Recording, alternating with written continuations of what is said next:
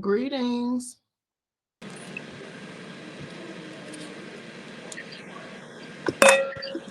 Hey. I'm gonna put on some music. We're gonna give everybody about 10 more minutes to come in. How's your day? It's going. Right. Trying to It get some takes time off. to eat. So, Right. but I'm done for the day. I'm in the house, so I was like, I made a class. I was like, dang, I missed about 2-3 classes. I feel like, geez. And I don't even know why I feel like you be in there. I'm like, you missed it. Like, All my plants going. They grew taller. have they sprouted their true leaves? Let me see. Reverse this. How you reverse this camera? Oh, there you go. Oh, Yeah. that sprout is happy. Yep, just my one lone seed. And it ain't even a seed no more. It's got dang on whole tree. It done turned into a tree in the window. Yeah, I was looking at my beans. They get really tall really fast. Yeah, I love it. I'm gonna show you mine. Let me see. Let me go get my phone.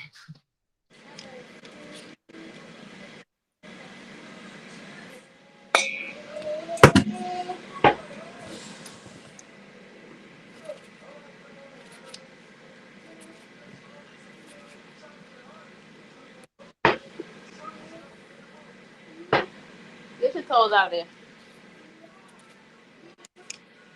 Okay. I gotta join via the phone, and then I'm gonna take it in the room.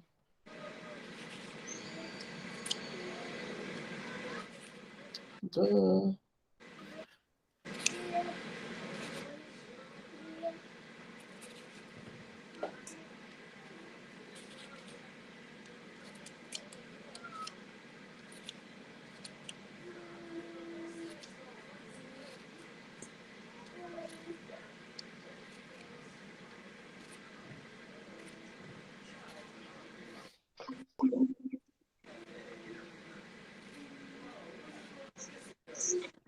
Okay.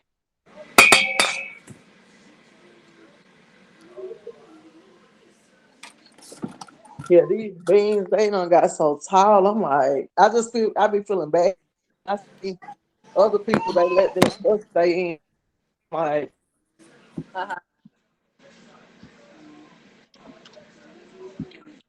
Oh yeah.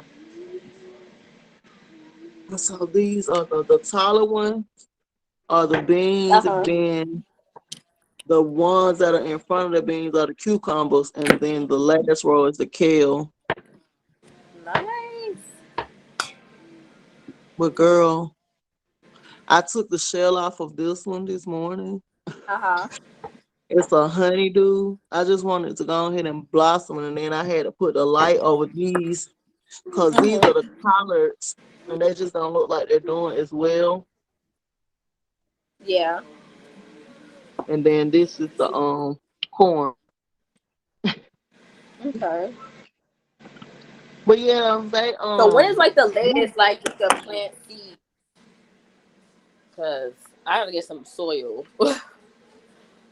girl, that's what I'm saying. Someone. With these, I feel like they should already be out, but it's still been getting cold here, and so Yeah. that buys you a little more time. So what all are you planting? Well, I found some seeds I even have from last year because I remember I was like looking up how they say how certain things grow well together and certain things don't grow well together. But I still have like basil still and turnip. I have these microgreen things. I didn't try these yet. Apparently these grow fast. But I have thyme, pepper. I have a bunch of stuff. I have eggplant seeds. Actually, I don't think I have any more eggplant seeds. No more of that. I have cucumber, cantaloupe. Nope, I don't got no more cantaloupe either. No, I got about 2 cantaloupes. Well, actually, I got 1 cantaloupe seed in here. I have like some sunflowers, the African daisy, marigold, because I want to do those. But that's winter and summer squash, carrots, radish. So you gonna plant all of them? No, I don't know which one I want to plant yet. I'm like, that's a whole lot. I'm trying to plant the ones I know I'm gonna eat. Right. Right. I did that one year, was planting stuff, knowing that I don't eat it like that. You know, it's just But yeah. I definitely want to do pumpkin. You eat pumpkin? I love pumpkin. Really? I should have sent you all my pumpkins. I love pumpkin. It tastes so weird to me. Really? Yeah, like a cross in between sweet potato and I don't know. I go pumpkin crazy, so it's good for you. I was reading about it and I was like, well, dang, maybe I should try it again. Yes, some lady told me like to get like pumpkin seed oil and put it on my edges after I had like my son, because like for the postpartum, like my edges and stuff. She said that worked good for that. So I love it. I love pumpkin donuts, coffee, anything pumpkin. Really? Yeah, anything pumpkin, give it to me. Girl, that's a first. I know I've never heard. And I got a white friend. She's like, I like sweet potato better. I'm just looking at her like, well, shit. I'm just right. I'm like, nah. I'm like, well, you the only white person I know that like sweet potato. I prefer. That's why I say it tastes like a sweet potato that's missing something. Like nothing. I want to grow sweet potato this year though. I forgot to order the seeds. Oh, that'd be dope. I love sweet potato though. I eat those with some butter. Sweet. Oh yeah, I would eat those and some cinnamon. Yeah, that's what I'm making right now. Sweet potato fries. Really? Yeah. Oh. About to pop them in the air fryer. Yeah, I didn't even think about putting those sweet potatoes in my air fryer. I was eating those carrots though, and they were so good. You pop them in the air fryer, and you can coat carrots too, but you don't have to. I like a little spiciness to it. They really good. Yeah, I don't like them too sweet. Okay, so I'm telling Lisa that we're on. Let me hit Karenissa.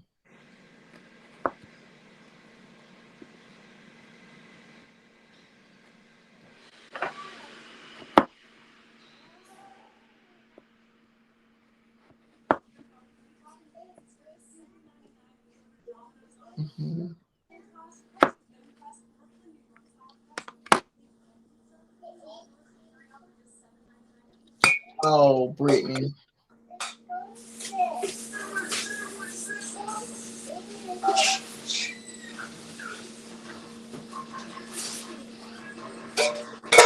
Okay. About compost. So I had this for like over a year.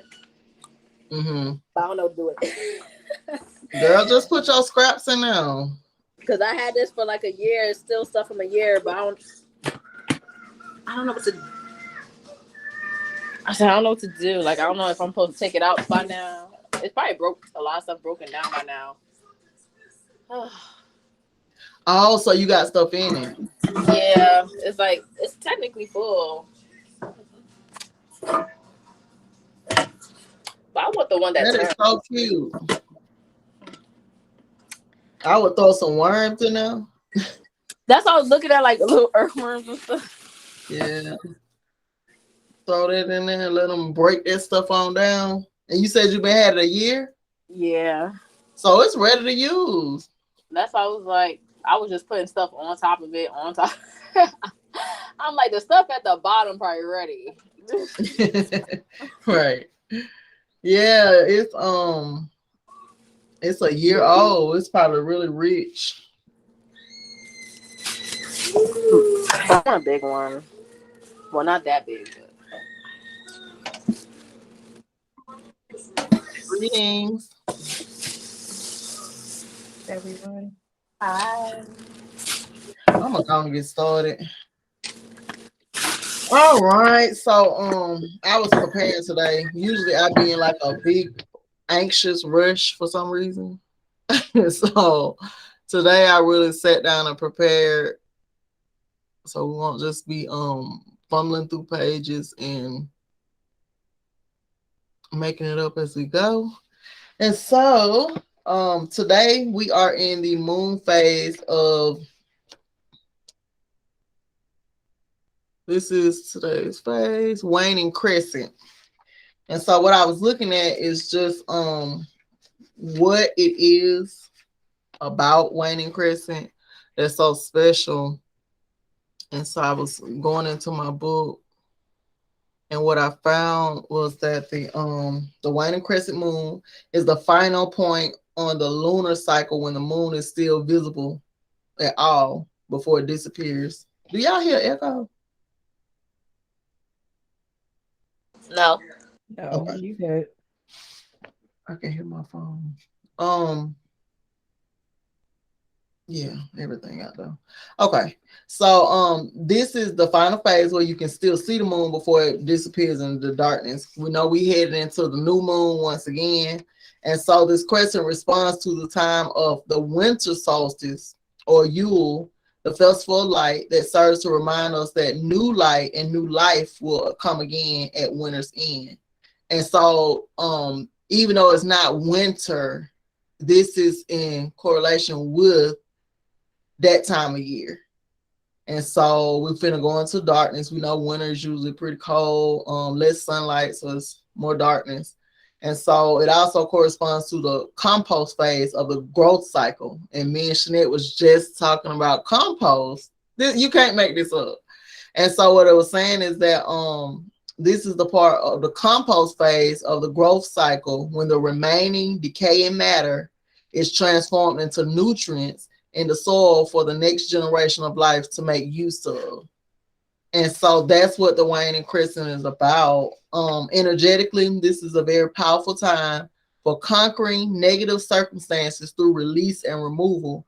Magical work related to protection, banishing, and binding troublesome people or situations is favored now. So if you were trying to get rid of some of the negativity in your life, this will be a good energy right before we go into darkness. However, be careful not to adopt an attitude of conflict or battle when it comes to the issues you're working to resolve.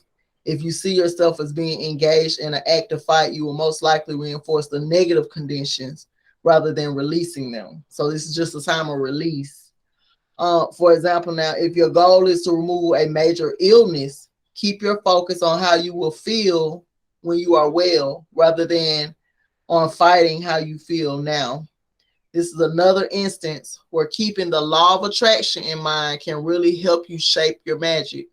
If you feel inclined, ask for assistance from the Crone Goddess, whose energies of wisdom and clear thinking are best suited for dealing with endings and removal. It is also useful to keep the metaphor of composting in mind here. Although what we are releasing is not desirable or useful to us, it can be transformed into neutral or even beneficial energy in the larger world. So if you got negativity going on, learning how to tune into that negativity and being able to transmute it. You don't want to keep focusing on what you're going through or how you're feeling now, but the outcome is what you're going to be focused on. And so it keeps referring back to composting. We are using compost in our gardens. Now, if you think about it, if you don't resent the existence of a banana peel or a rotten tomato simply because you can't eat them, They may be unpleasant to the senses, but that doesn't mean that they are inherently bad. In fact, they can be turned into good if they're allowed to decompose and therefore nourish the soil. And similarly, everything we release has its own purpose, including conflicts, illness, and other challenges. We learn from our struggle. What we learn from our struggles is just as useful as what we enjoy about successes. Now, for example, let's say you're working to recover from a painful breakup of a romantic relationship. You might want to start with a spell to release your attachments to the past and then move on to work related to the healing, the feelings that you have hurting you now. However, don't put any energy into resentment about what happened or fear of what's coming next. Work for acceptance of things as they are and know that the experience will help you to navigate the next relationship along your path. If you need to protect yourself from a person who is a harmful influence in your life, you can do a binding spell to keep them out of your way. But don't wish them any harm in return. And that's another thing when we dealing with magic. You don't want to have ill intentions. Your magic does not lie in other people. And so when you working with your herbs or your elements, whatever it is that you do, you want to make sure that the intention is well. Now, this isn't necessary, and the negative intentions isn't necessary for your spell work to succeed. In fact, negative intent will most likely lead your spell to backfire. When it comes to conflicts of any kind, a good general rule of thumb is to work for the best outcome for all involved rather than trying to win or prove that you're right. Waning magic is still ideal to work at night. That's the moon cycle we're in. We're in the waning crescent. But timing to align with the moon's presence in the sky is tricky since this crescent won't rise until about 3 a.m. That's a difficult time for most people to pull off any spell work. But if you're able to go for it, if you're able to go for it, if you're an early riser, you might try working just before dawn instead, as the moon is still climbing. It still might be climbing in the sky at that point. Now, for me, I'm usually up at 3 a.m. I've always believed that those are hours in which magic lies. It's the most silent time of the night. And so I get all of my downloads late night. That's why when people talk about going to bed early and planning your day, it just does not fit for me. Sometimes I'll figure it out and just be tired, but mostly at 3 a.m. I'm up. So definitely will be able to use the energy. It is showing the goddesses that are in correlation with the waning crescent moon. All crone goddesses such as Hecate, which is a Greek goddess, Ceridwen, which is a Welsh goddess, and the Morrigan, which is an Irish goddess. I work with my ancestors. If you want to work with the goddess and goddesses, please have at it.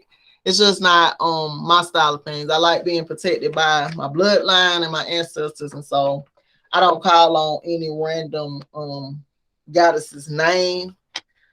All the history is just so you don't know what you're invoking into your magic. Now we're gonna go. We just went over the waning crescent. For those of you that are just joining, welcome. I hope your day is going well. Earlier, I was showing my seeds, so if y'all want to see that, you have to go back and rewind. But we were talking about compost, me and Shanette, and she was just saying how she's had this compost in this container for a year. And so when we started reading about the waning crescent moon, it is in the same cycle as compost would be when it's broken all the way down and it can give nutrients to the soil. And I was just saying to Shanae, it's just how this stuff lines up just out of the blue. We had no idea. And so we just found that out. We're going to get right into our herbs for this moon in Taurus. And let me double check. I mean, moon in Aquarius. Okay. I'm thinking we have all of these signs in Taurus. And so what I did was look up some herbs in correlation to the astrology, of course. I wanted to share with you that since this is transplanting week, I did decide to just wait till the new moon to transplant. If I didn't do it in the moon cycle, I don't want to just go do it. So this week, what I'm going to do is feed my plants. So I want to share with y'all, I took some seaweed and put it in some distilled water. And what I'm going to do is when I water my plants this week, which is tomorrow, they're still seedlings, I'm drying out the water out of the pans now. I'm going to give them that seaweed water to feed them. And then I'm not going to water them anymore this week. Before you transplant your plants, you want to make sure you harden your plants off. That means they should not be wet. And so you want to let the soil get kind of in a solidified form, because, you know, good soil is still going to fall apart, but you don't want it soaking wet because it kind of makes it worse. The plants don't like to be moved, and so they tend to go into shock if your soil is all loose and all the soil fall around off and around it, because that's the soil that was growing in. And so just keep in mind, just like people, we don't like to move often. Nobody wants to move it once a week. And it's the same thing with your plants. Be considerate of your plants. When you do get a move, we're going to be working with Epsom salt. This is the time you will be using it. Epsom salt is good for shell shock as far as plants are concerned. It minimizes the shock. And so that's what we'll be working with. We will have a class on the day that I'm going to transplant. It's saying that the new moon is on the 30th at 3:30.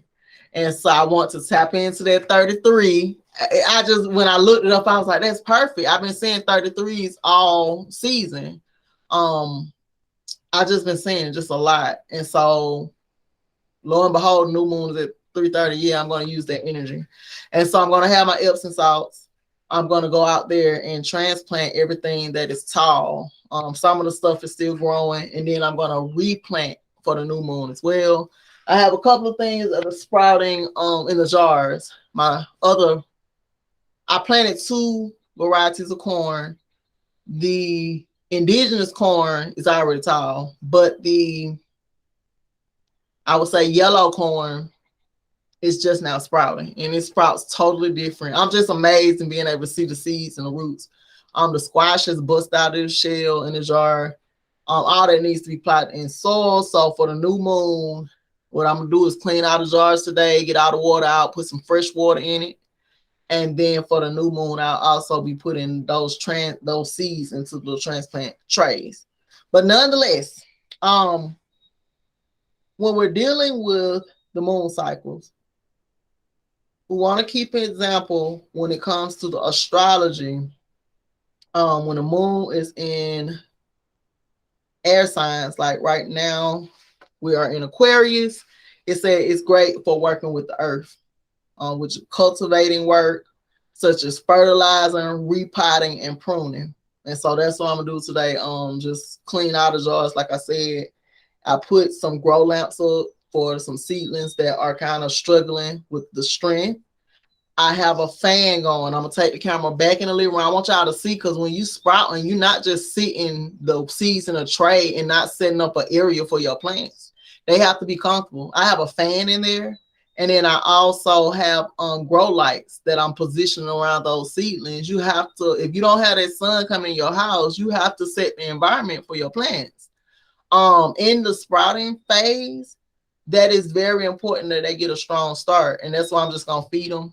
I'll probably be feeding them tomorrow, because I'm trying to draw the water out the trays tomorrow. Just want them to eat, and then for the new moon, we'll get them outside with the Epsom salt.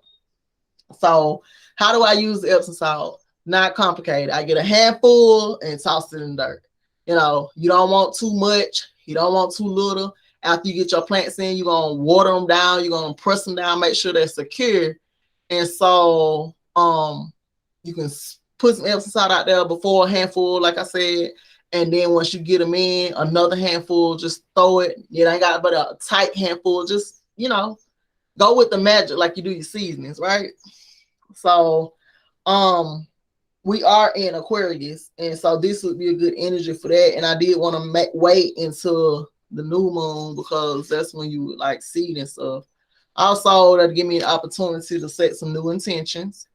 And so what we're talking about right now is astrology and the elements in gardening. Now, when it comes to astrology, it's saying the moon in water signs, which is Scorpio, Pisces, and Cancer, is a good time for planting annual herbs. Moon visits to fire signs, which is Sagittarius, Aries, and Leo, are ideal for harvesting.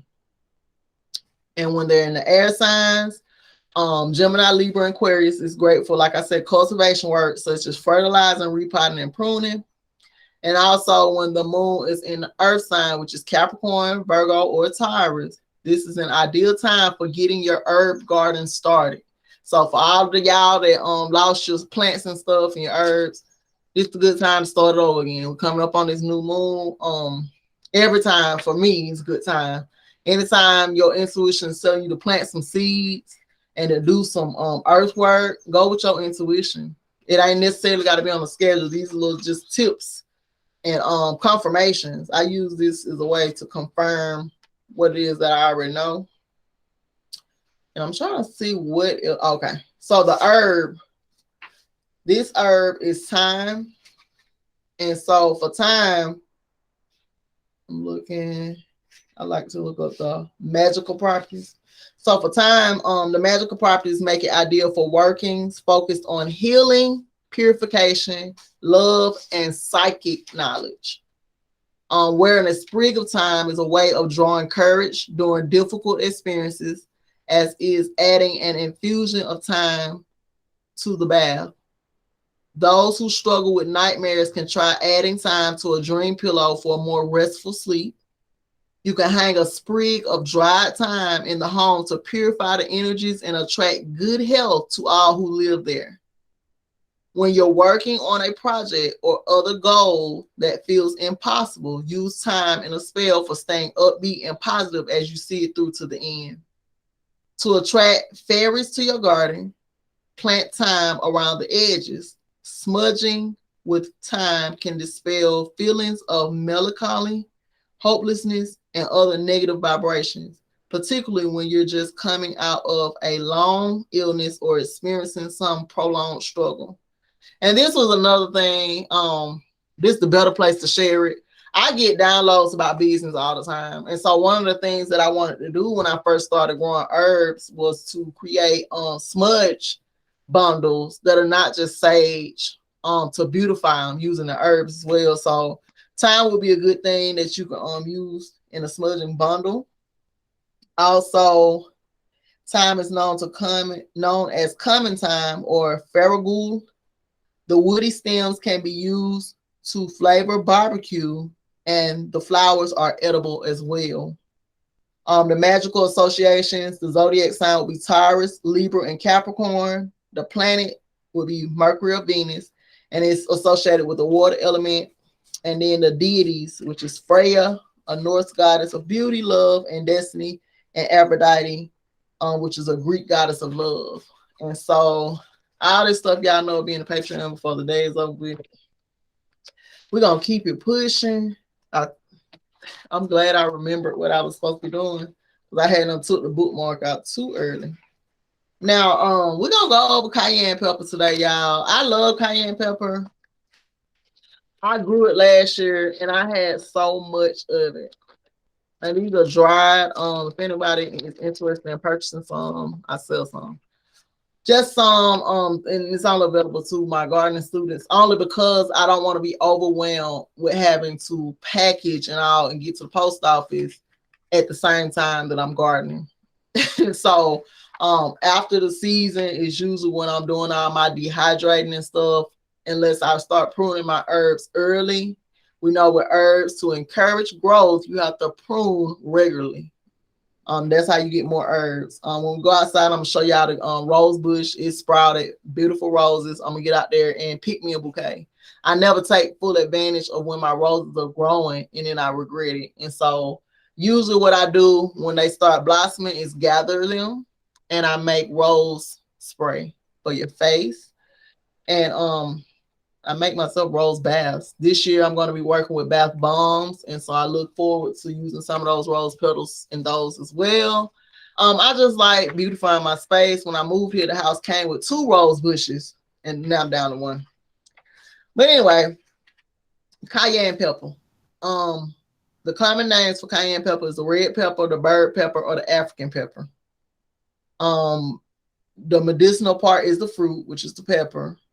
And then how it affects the body is it's a stimulant, it's a tonic, a carminative, a diaphoretic, and a rubefacient, and a condiment. People, you just eat it because I know a lot of people just eat them pickled or just hot, period.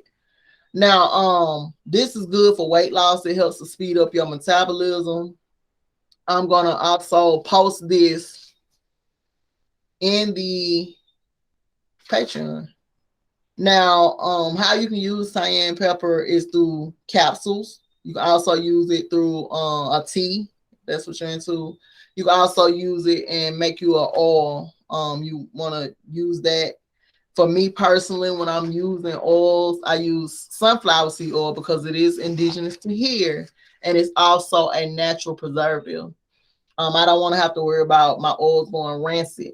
And so that's the oil of choice for me. But you can use it in any carrier oil and make whatever it is that you like. It did show the picture. Like I said, I'll post it. And also, I'm selling cayenne if they pop back up. I got me a pepper blend, and I'm gonna plant it, and it includes all the peppers. I want more than just cayenne this year. And so look forward to that. And the more they grow, the more I can sell and share.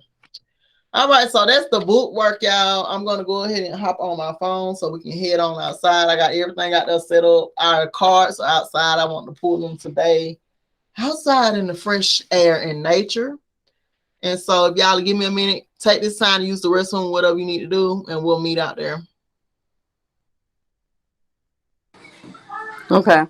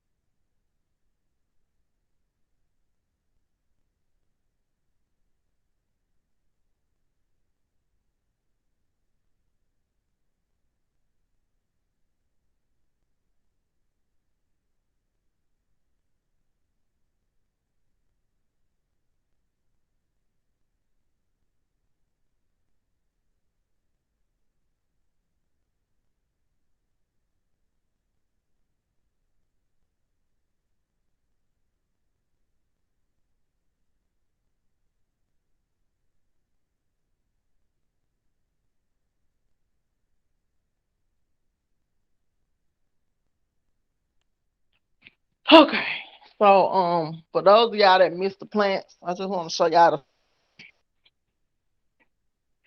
and so this is my plant. You see my little watering trays are in place. But down here is what I was saying. Like when you're doing your plants, you gotta think a natural environment. So you're gonna need a fan. This corner is moving down for me. Um, but I'm lifting this up so air can get to it. You don't want your tray sitting in water. So if you put too much water, check the bottom of the tray. Lift that stuff up and pour that water out. If your plants are sitting in water, disease and fungus forms. These are strawberries. And these are my two little. Let me see. Let me go back in here and pin the screen before I get outside. Well, I think I can do it now. Let me see. Okay, yeah. And this is a grow lamp. I got this right on off Amazon. I got 3 of them. They were like 12 a piece. And so my little collards, they just act like they were struggling. They're not getting as much light because it's a middle part right here. So I had to help them out. I hope they survive. But your plants need air for certain. And so we heading out this back door, y'all.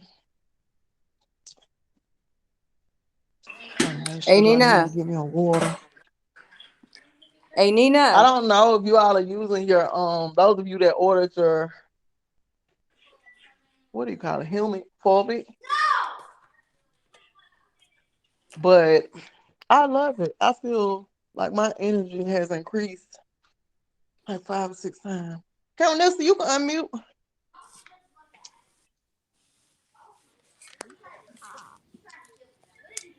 Hey Nina. Hello? Hello. Nina, can you hear me? Yeah, I can hear you now. Okay. So I have a question. Mm-hmm. So I wanted to show you the new vegetables that I regrew.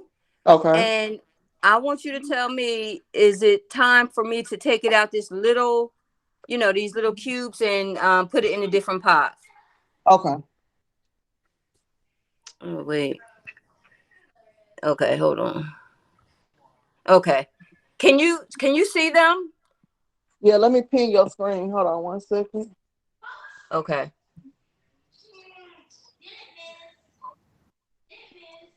Okay. So, yeah, I would definitely try to get them outside. You can wait for the new moon, but yeah, once they get tall like that, you definitely want to go and get them in the ground. Okay. Okay. Good. Ouch. The chickens just want to say, hey, y'all, hold on. Wow, them cucumbers as tall as I don't know what. Cucumbers and kale. Yeah, the cucumbers are a vine. They can really stay in the house a little longer than another plant would. But being that it is a vine, you still want to, work its way outside. Okay, because I'm looking at it like, wow, I think I need to take them out of this little starter because they're getting too tall. I was just gonna put them inside of a different container.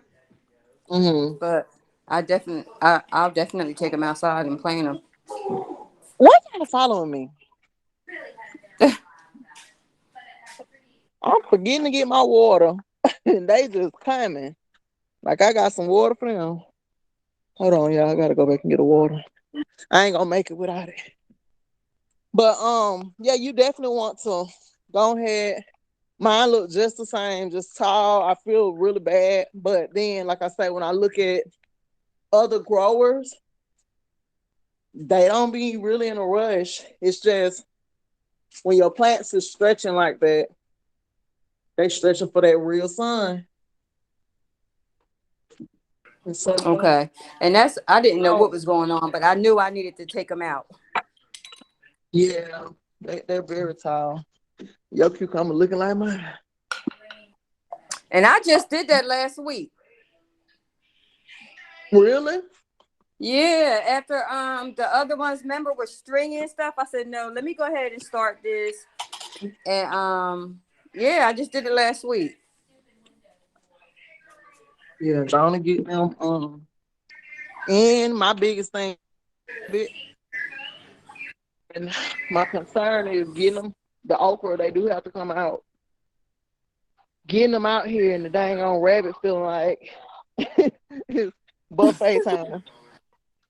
So I've been thinking about that. I'm like, dang. And I like the rabbit. He just have to wait. They saying when I researched it said that animals like food when it's at its highest nutrition. And so Mm. a baby plant will be highly nutritious, and that's why they'll go ahead and eat them.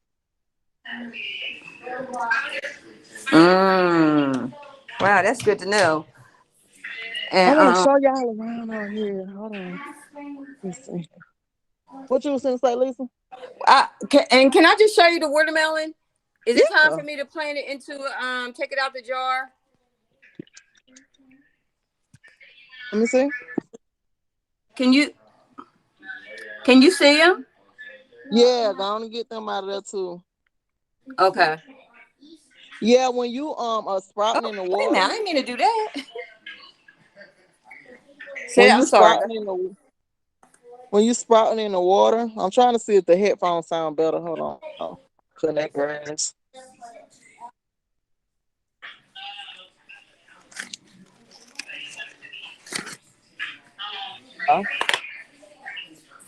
Can y'all hear me? Uh-huh. When you sprouting in the water, once you see that tail coming out, that's the time to try to go ahead and get the tail in the ground. It's fine that they've Okay, so sprouted the out the tail is the seed. part that you put in the soil. Yeah, I usually put my tail down because you see that. Stop, girl. When you see that chicken, look, yeah, I'm talking to the chickens. When you see when you see the tail coming out, then that's usually the tap root of the plant, and so you want to get that tap root in the ground. Okay. Why are these chickens following around? Okay, I'm getting Because my they know you chair. got some. For these chickens, they would leave me alone. I wish I could put a little sleigh on their back so they can help me work. They out here digging everything. All the straw I put down for my pots and stuff, they done dug the straw out. They Wow. don't have no respect. I want to show y'all this rose bush. Then we're gonna take a look at the basil. Lisa, what about your elephant ears? Are they getting bigger? Yes. Guess what I did? What? I planted the strawberries inside the elephant ears bed. Cause they like shade. No, I did it by accident because I had a garden bed strictly for the strawberries, and Hmm. somehow I took the strawberries out of the pack and also had the elephant ears out of the pack. And when I went and planted, well, I thought I was planting the rest of the elephant ears, but I planted the strawberries Oh. and didn't realize it until the day when I was putting the elephant ears inside the garden bed. And So they sprouting? yeah, I see some green down there with the elephant. Yep, the strawberries are sprouting. This is my baby. Look at it. Oh, that's pretty. I pruned it last year, and you got so many roses this year. Wow. I like roses because you can tie them to the fence, and once you do, it's like a support for them. This one is actually supposed to be tied to the fence, but support your plants. They only can thrive if they're being supported. Look at all those roses, and I'm coming out here to get all of them. Those look so pretty. They do. Thank you. This was an old lady's house before we bought it. And so a lot of the things that I love were already here. That's how I knew it was the house for me. She had roses and flower pots. And so a lot of the stuff I used was here. But yeah, I'm gonna come out and get those. I'm gonna let it rain and it's gonna sprout a lot of them. But my basil is doing good. Now we want to talk about I want to tell y'all I got a confession. So my lavender never grows. So this year I just went to the store and bought a lavender plant. Now I don't promote buying plants from the store because they usually are addicted to feeding drugs.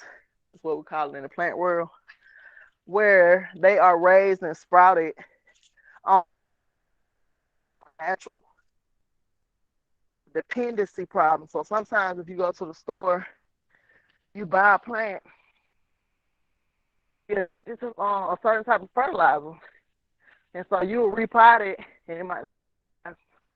Now that's not the case with this lavender. It looks pretty tough. This is the mango tree. I don't too much care for it being out here. Then I have one sunflower coming up, which I didn't think was gonna come back. Look at him! This is a purple basil. It might grow. Oh, but this is the plant with you all for the Aries. I think we were Aries what? I'm on the Aries, I think. Whenever we did that ritual, that's the basil that Yeah, the came up Aries from it. moon. Oh wow. It was the Aries what? Moon. Oh, excuse me. It's a new moon. Yeah, Aries the new Aries moon. new moon. This was going strong. That intention has been released into the universe. This is the new lavender plant. Wow. Look, I was like, I gotta go Mm. get some. Now I did keep the seeds down in here, so if it grows, it does. I see a sprout right here. What is it? Right here. Yeah, I see one sprout, but I had got impatient with the lavender, and that's my confession. Um, my avocado plant. Yeah, y'all don't gotta raise your hand. Y'all can just unmute. Can you hear me? Yeah, I can hear you. Is the lavender a good pollination plant? It is. It is. It brings bees and butterflies to your garden. And this is the Yeah, I done tried avocado plant. lavender like 3 times. You did? Yeah, me too. I'm And it just looking. ain't I think you said it just didn't come up. yeah, it just ain't they just not coming up. But I ain't gonna give up though. No, don't. Okay, so my avocado tree, it needs to be repotted, and I'll be doing that today too. I'll be trying to get out the house instead of just being in the garden, but it's work to be done. So I'm gonna get that repotted. I've been using my whole week researching the avocados, and I'm gonna have to build a mound in the yard because they don't like water. I'm gonna bring the avocados over to the area where I'm growing the okra, only because avocados like shade, and it's a pecan tree over the area. I don't know how it's gonna work. We thought we were gonna get full sun for the okra, and the tree is bushing out so much it doesn't look like it. We'll see. I just might not plant all the okra in one spot. And I'm just thinking maybe they should just be in containers. But we dug the bed up already. All right, y'all, we're going to pull our cards.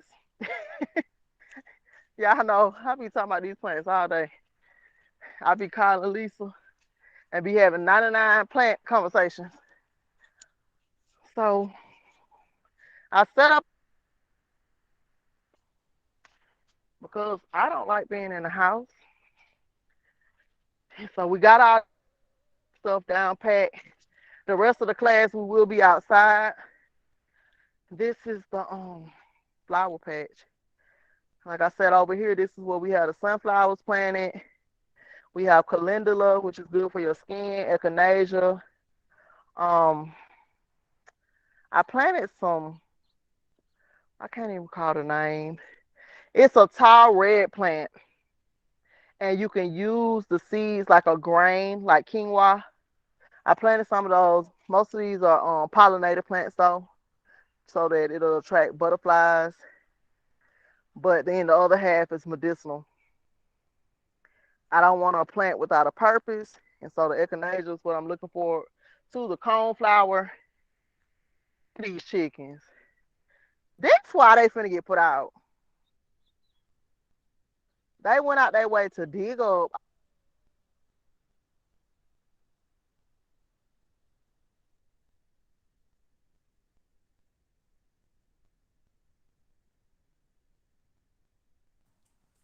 chickens come to roost.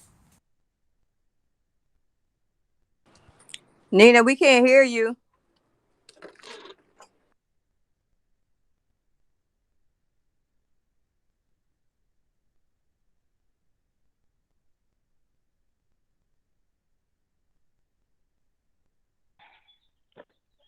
I didn't even use gardening fabric. Now that I think of it, it was all cardboard. Nina, you had went out. Yeah. You back in now, but if you were when you were talking, that's when you went out.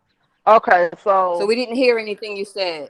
what about the I said today we're gonna be down on the ground doing the no dig beds, and so I'm gonna show y'all how I'm gonna create space in there using. Can't make it up. Okay, we're gonna be using some jute string, and so what I'm gonna be using this jute for is just spacing. And I'm gonna dig these holes into the cardboard box. Okra like sandy soil, and we live near a river, very sandy. So we're gonna dig right into the ground. I put the gardening soil down over here. Let me show y'all what I'm talking about. I put the gardening soil down over here so that it can be feeding into the ground. So what you see around the bed is actually mulch, and then the dirt is inside of the box, and then right here next to the box we're gonna plant okra and cucumber in this location, and hopefully it'll be still getting enough sun. Texas gets kind of hot, and so I think it'll be okay. That's why a lot of people do peppers. Now, what the jute string is, it's just a strong string that can really endure outside. And I got this from Dollar Tree.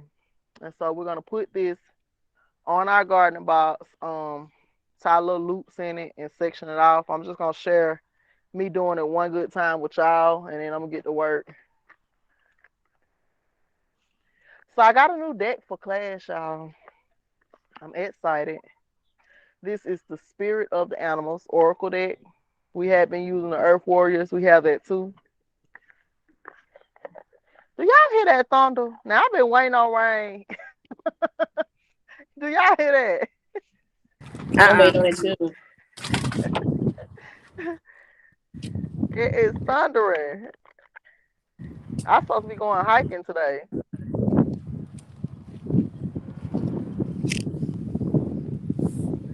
And so we just gonna shuffle. For those of you who smoke, this will be an ideal time to puff. I'm gonna puff before I pull.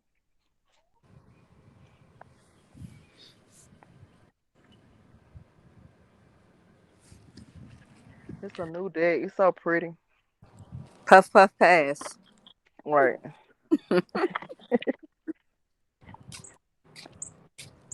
I like puffing in the garden, y'all. It brings me that extra earth feeling. We out here zoned out. Yep, that's exactly it. You get everything done and with ease.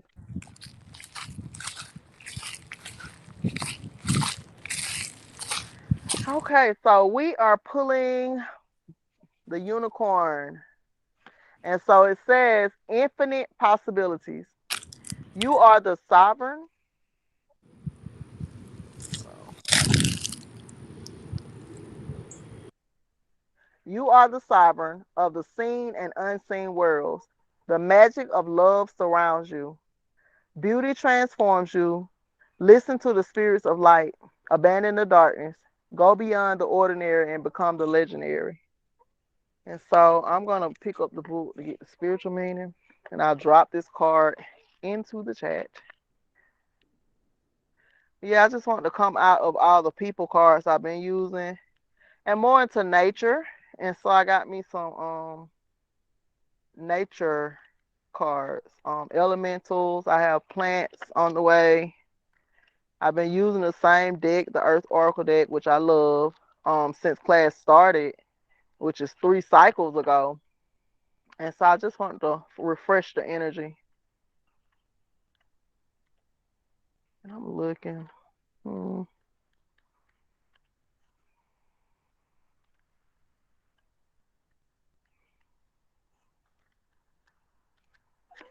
Okay. So, animals open. Mm. You know what is not here?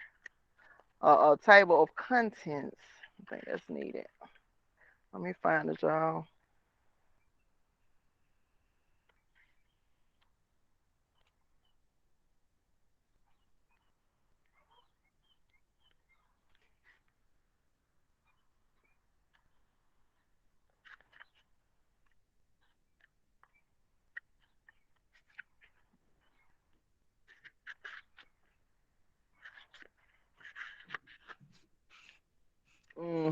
There's a dark cloud over my head too.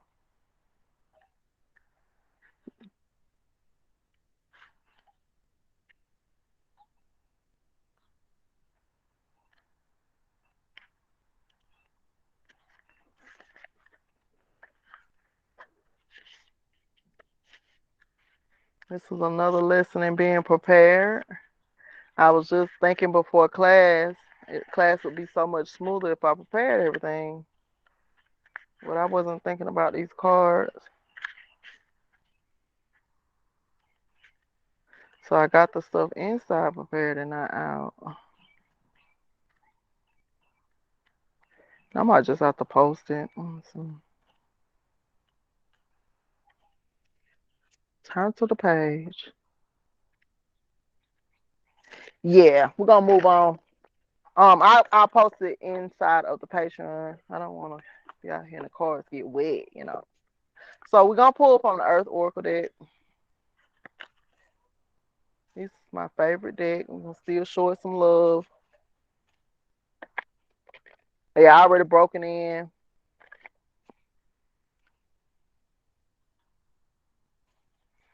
What will Spirit have us to know for this week?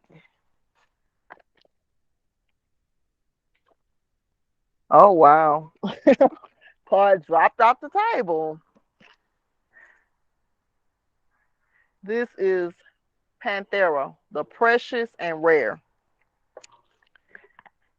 So we're gonna go with that one. The number is 30. I told you I've been saying 3-3. And so 30. The precious and rare. Our faith and optimism are not meant to make us complacent, but rather to encourage us to believe that our action in the world will have positive and real effect. There are situations where your voice, your courage, and your fearless determination are needed. You will make a difference. Cast helplessness or despair aside and find the fighter within. Fight for that which needs defending with all of your heart. Do not yield. And so it says in a reading, you have the strength to handle any challenge, even the ones that intimidate you. You may feel that you are alone in the fight sometimes, but there are forces of good in spirit and upon the earth that are fighting with you, supporting you, believing in you, and assisting you and championing your success. It may not always feel like it, but you are not in this alone. There is help at hand to uncover a hidden piece of information which will allow truth and justice to prevail. So just keep in mind, and for me personally, I know my ancestors are always with me. Keep that in mind. You are not alone. And if you need help, don't be afraid to ask your ancestors. You have to say it out loud. Call their names. Um, that's what I've been doing lately. It's been working. I don't try to get on here and be fake.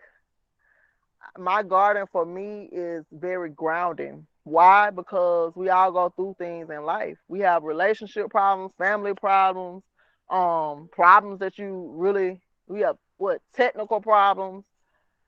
I just go through it all and I know when I come out here I can give it all to the soil. I don't have to pretend. I don't have to necessarily be smiling when I come out here. My plants know that I love them and I'm loving on them because of my action. I'm coming out on a day to day basis and working with them. There's nothing like action to meet the words. And so for me, my garden is grounding and it assists me in not being in a constant state of despair. Sometimes, especially me being Gemini moon, and a Cancer ascendant. Not a Cancer ascendant, a Cancer rising.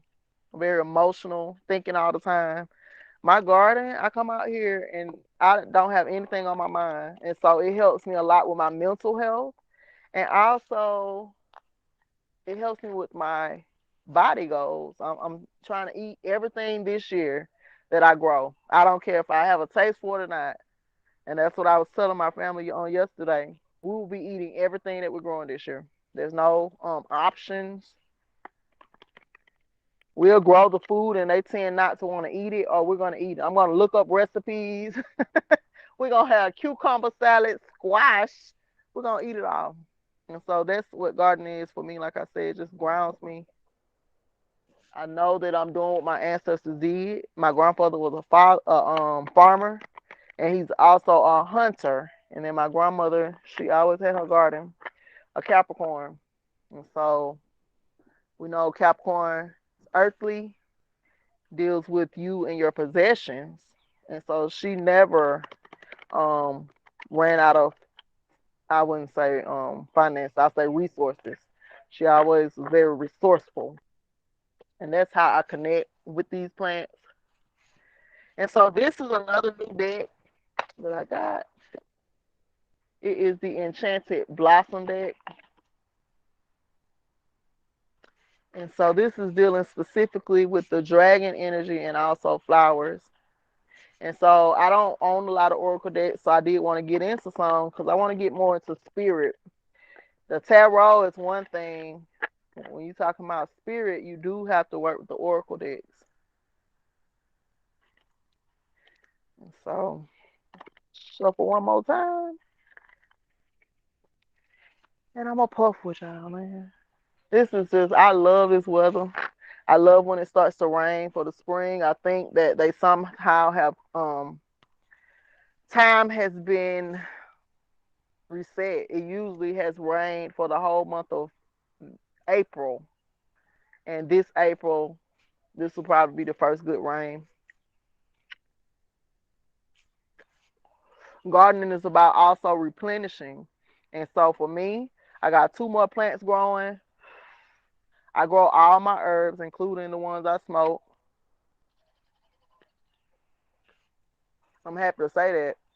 I don't want to trust my lungs with strangers. They're not going to care what they're feeding their plants. They are about making a profit, and so you grow it.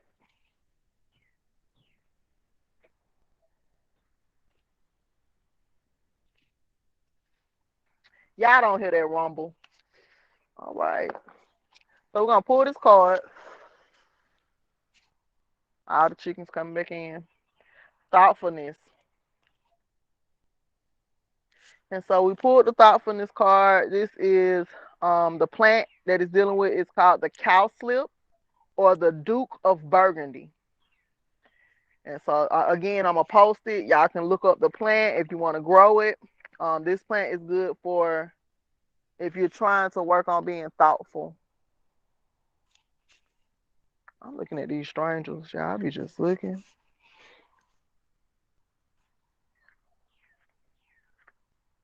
It's like, do you know them people?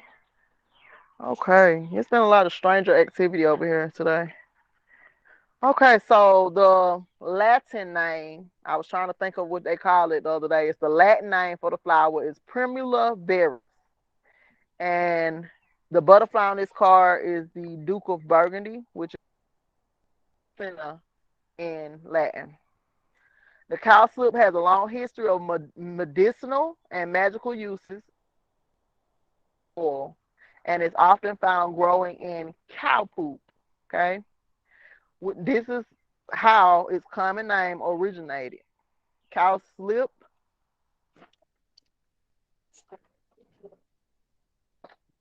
We gotta go in. We gotta go in. Cowslip was used by the Druids in various potions and absorb other herbs. The leaves were eaten as a salad green. It was believed cowslip offered protection from the fairies when planted around the cattle poop or hung dried in the house. Yeah, that threw me off. I'm like, my grandma used to say, when it starts storming, you gotta go sit down somewhere. Okay. Yeah, I think we should go in. We're gonna go ahead and get moving. When it stops storming, we can come back out. Hold on, y'all. Is it raining there, Jeanette? Aren't you in It's Texas? trying to. Girl, It's been drizzling off and on. I can't believe it. 83 degrees here. 83. Oh, yeah. 83. It just started pouring down. I'm tripping. So the sun's shining where you at? Look, the sun is shining, okay? Girl, the thunder running me in. I'm like, I gotta go.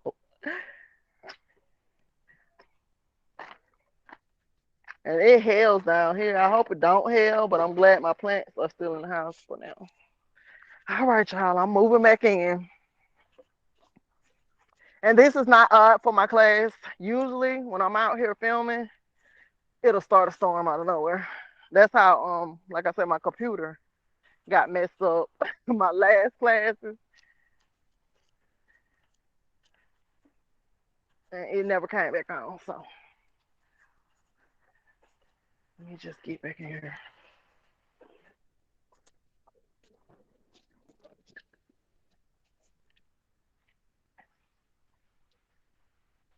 How long?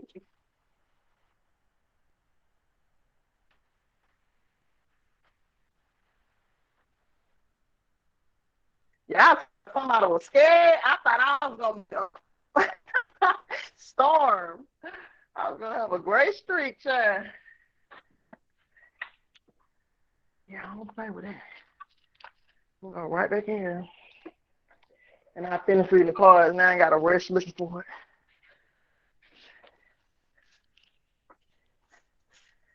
And I can't complain because we need this rain. Your plants ain't gonna be strong like rain in the ground or hitting the plants. You said what, Lisa?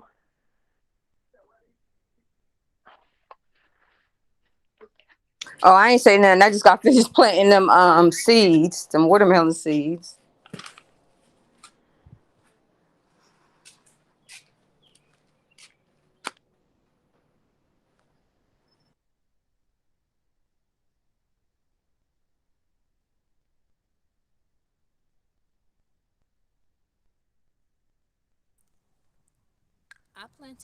I had planted basil too when we had planted that basil for the new moon. That's my basil. I didn't have nothing else, but I have basil. Oh, that's your basil.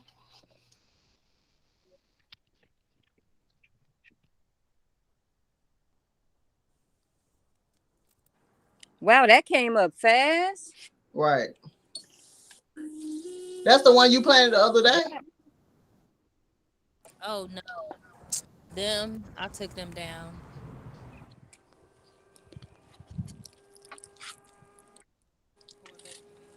Pour back Okay. up.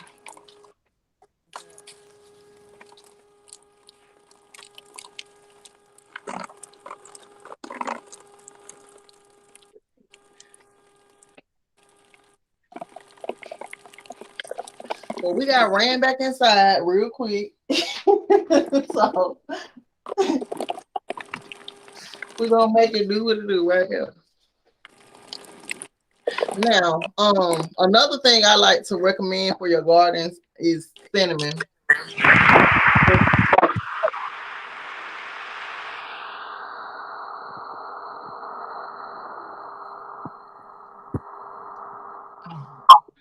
What's the number? What's going on? Something happened. Right. I think that's Lisa background. Oh, I'm sorry. I thought I was on mute. You good. Um, okay, so we got ran back in. I want to find this card and then I'll start up reading on over. That thunder hit, I was like, let me stop playing. When we were younger, when it thundered, oh, you was finna sit down and lay down in my grandma's house. She did not play. She be like, when the Lord doing his work outside, you gotta sit down somewhere. And so to this day, my cousin, she don't mess with being outside when it's thundering either. Or lightning. Okay.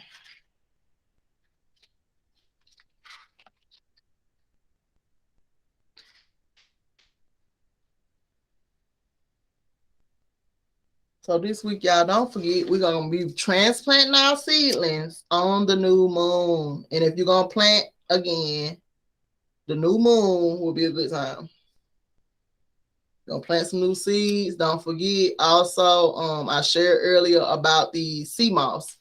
Sea moss is a craze. You can also use it as a fertilizer. I stopped drinking sea moss because I was having this excessive coughing. So I don't know if it came from a clean area or not. But I do use my sea moss in my garden. And like I said, what I do generally is put it in that bucket that I use the water filter on. When I told y'all about the aquarium filter, I'll put it inside that bucket. And so meanwhile, I'm adding oxygen to that water. And the sea moss is also going to feed the plant's roots. And that's why I stick the bottles in the ground and poke holes in them. And so this time we're feeding our seedlings. I put me some sea moss in some distilled water. And so tomorrow when I water my seedlings, I'm going to use that water. And then that way they'll have a strong immune system before I transplant them at the end of the week. The best way to harden off your plants is to sit them on an area outside of those trays, outside of the watering tray. Just sit them out like on a paper towel and let a fan run through those roots. It's very important that your plants be stable during transplanting. And like I said, we're going to use the Epsom salt once we transplant too. So we'll get that done. And I'm going to send out a link for class. If you can't hop on, I'm going to try to remember to press record. The last couple of classes we did get on and I forgot to record it. So I couldn't post it after it was over with. So I just take it like it was for who it was for. Okay, y'all. Still looking in this book for this unicorn.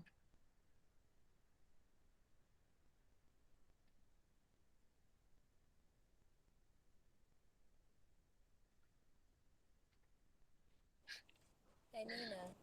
I'm thinking about when I saw all the unicorn stuff going down. I was like, I think they're doing some kind of magical spell on people. Because it went like crazy for me. And so let's see what the unicorn means. It says power, purity, protector, possibilities, enchantment, beauty, luck, travel, mystery, magic, master of transformation, miracles, weather, and nature spirits. So it's ironic that it's weather and we were outside, pulled this card, and it started thundering. It's very the irony. Karen, so you can come on. Can you hear me? You said what? Can you hear me? I can hear you. Okay. How often do you water your seedlings? Start. For me, being that I have the fan on during the day, I probably water them every other day.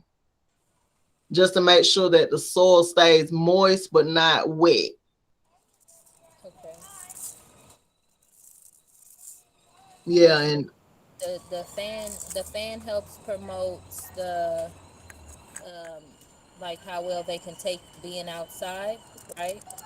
yeah, it just gives oxygen to the roots, and also it's absorbing some of that water. So because when your soil is wet like that, if you leave a lot of water, fungus will start to grow, and then some seeds will never sprout. Now, if they got the sprouting before the fungus, they might survive. But you just got to be watchful of anything that's enclosed. You know, once a fungus start, it's going to be in the soil. And so, yeah. So do you get rid of that soil afterwards, or can you still keep it? I would get rid of it because the seeds are very sensitive. But being that we are sprouting in water, that's like a extra barrier of defense. But yeah, I wouldn't reuse it. I just got rid of some soil out of my starter trays and put some new soil in. If you see ain't nothing happening, it could be a fungus that you can't see. And so, Okay. but yeah, the unicorn, it says unicorns have become a symbol for all that is magical, pure, and good. In medieval myths, it was a wild woodland creature that could cure the sick and purify water with its touch of its horn. Unicorns see beyond illusion and peer into the heart and true character of any person or situation. Unicorns make themselves known only to innocent and virtuous people. Negative energy has no place in a unicorn's world, and unicorns are protectors of the kind-hearted and nature spirits. They have the ability to travel between the seen and unseen dimensions. If unicorns have crossed your path, you are headed for good luck. You have a formidable, pure energy guardian. And if unicorn is your totem, you have a sharp intuition and are an imaginative person and creative. You love everything that is beautiful. Unicorns will shine a light on the magic that surrounds you. Unlike many people, you will be a believer because you have seen what they cannot. Listen for the tinkling of leaves like bells in the wind. Unicorn is approaching and blessings are near. Take a deep breath and let the spirit of the unicorn fill you. Cross over between the realms like the unicorn and bring back light, beauty, and truth. Unicorn energy can be your cloak, your magic cloak. Like unicorn, you can go beyond the ordinary and become legendary. And so the negative side of the unicorn has pessimism driven away the magic in your life. Sometimes when you're a pessimist, you won't be able to manifest, honestly. You have mean and controlling people dim your joy. Have you allowed others to take your joy? You need to travel to nature and be renewed. I felt the call to be outside today. Maybe I need to go out there and stand in the rain. And don't let your light be dimmed by negativity. And so, yeah, I didn't know all that about the unicorn. It's a beautiful creature. The card is just gorgeous. See it better.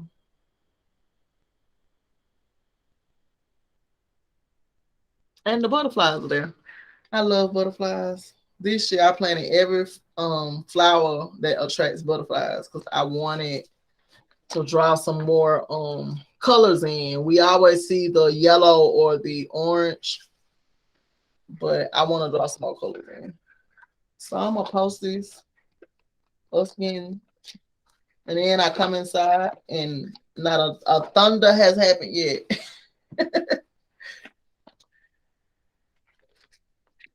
All right, so we're getting back to Panthera.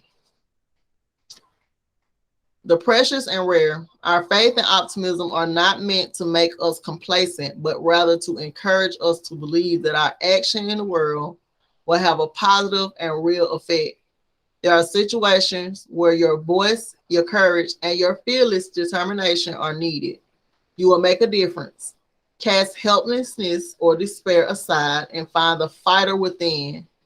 Fight for which needs defending with all of your heart and do not yield.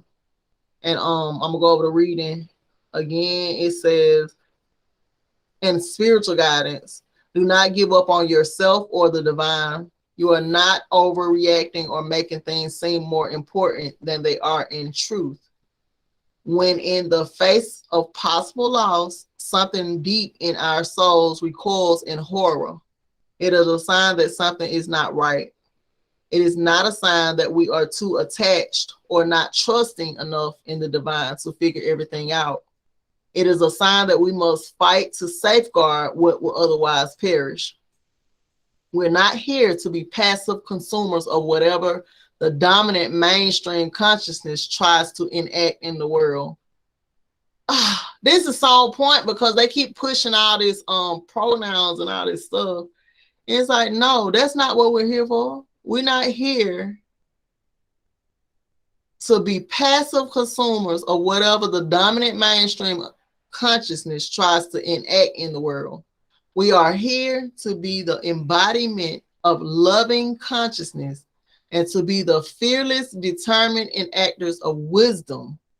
We are here to educate, to inform, to rebel and refuse, to speak up, to make waves, and to honor the light in such a way that we protect and preserve what has real value in this world. The body, the earth, and her creatures are not illusions. Saying that they are not real is not spiritual wisdom. That is an unholy deception perpetuated by the forces that don't want sacred activists derailing their devastating behaviors that place profit above everything else. I just said that.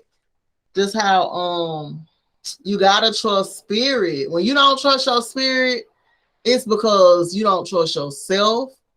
And then it leads to a bunch of bad choices. And so we were just talking about consumerism too, about how when you go to the store and buy these plants, they have them addicted to feeders. And so sometimes you bring them home and they don't live past, whatever timing. And so for me, that's why I wanted to teach on growing from seed all the way to harvest, because it's just like, you're going to put that plant in your body. And if it has some kind of addiction, you don't know how that's going to affect your cells.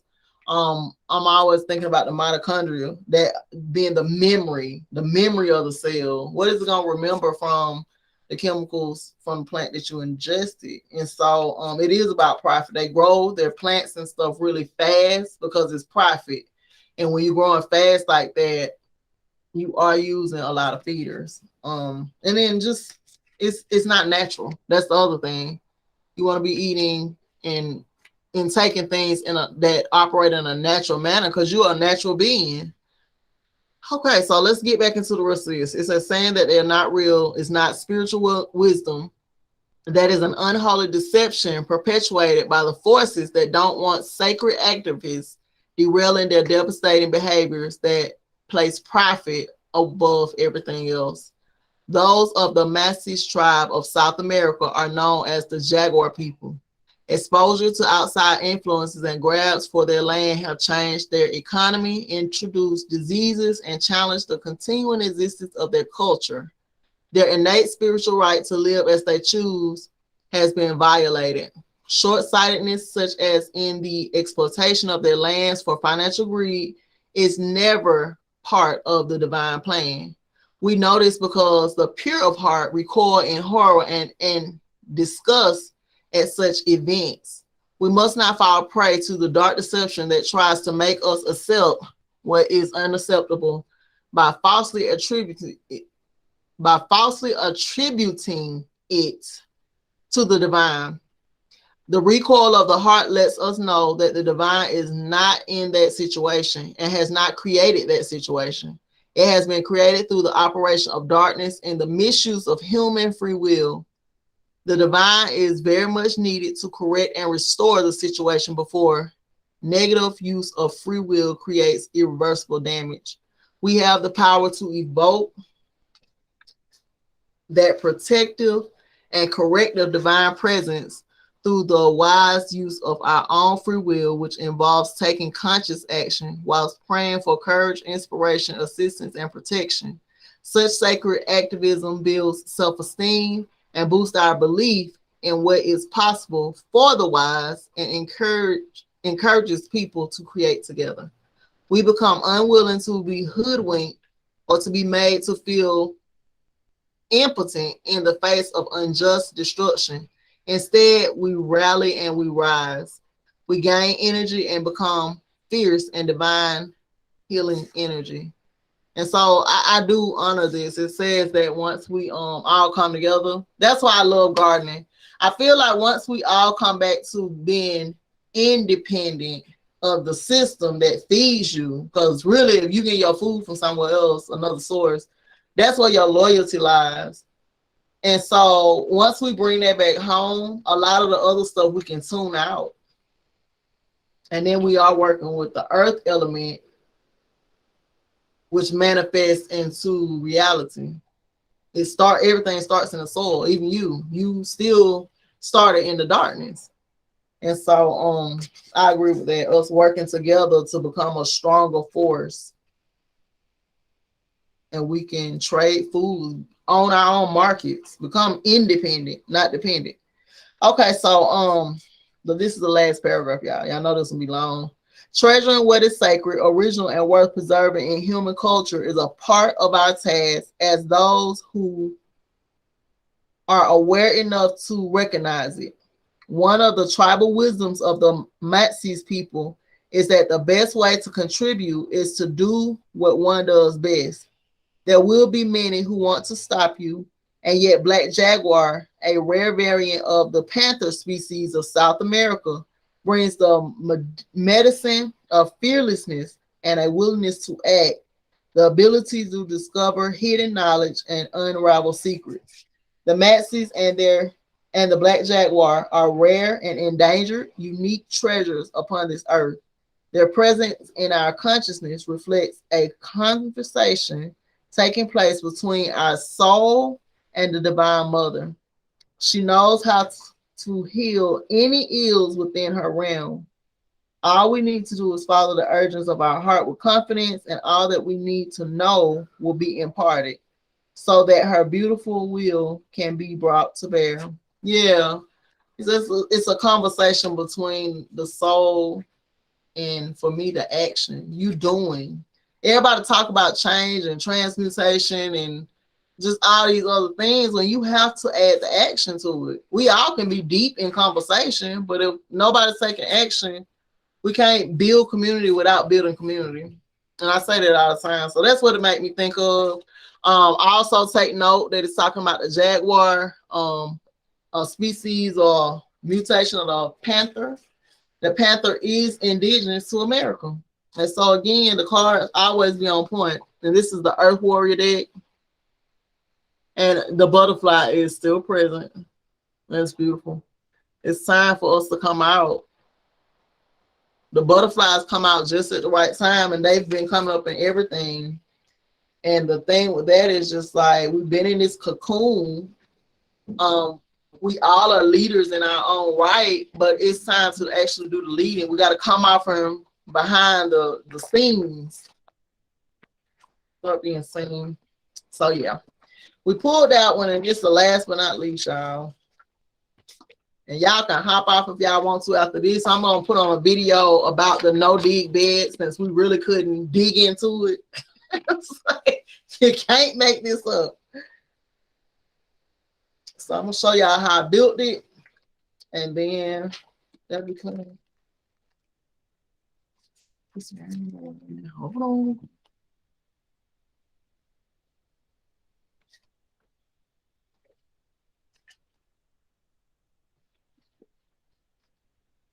Rain was all in my face. Y'all, if y'all know me, I laugh a lot. I'll be over cracking over. We're gonna pull this card, and then we're gonna get on that here. I guess there's no hiking today. My seed, they went out. I'm taking they'll be back soon, and maybe we can spend some family time. Gotta stay balanced, people. Oh, we already pulled. And this is the royal fern. Y'all, what did we pull? I remember.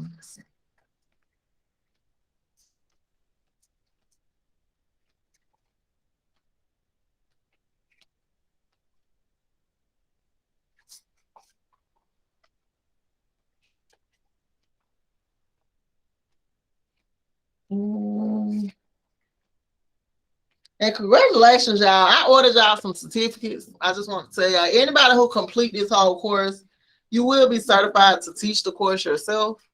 I didn't want you to be supporting me and it not feel like it was an end to what it is that you're working towards. And so the videos will be available for a short period. And you can rewind them if that's what you like to do. They're pretty lengthy, but you can rewind them if you're just looking for pointers on how to start your own gardening course. And so everybody who has their address on the Patreon, some people chose not to put it up there. I will be mailing you a certificate once we complete. And that'll be in week 13. Here it is, thoughtfulness. Did we find this in the book? I don't remember. 96.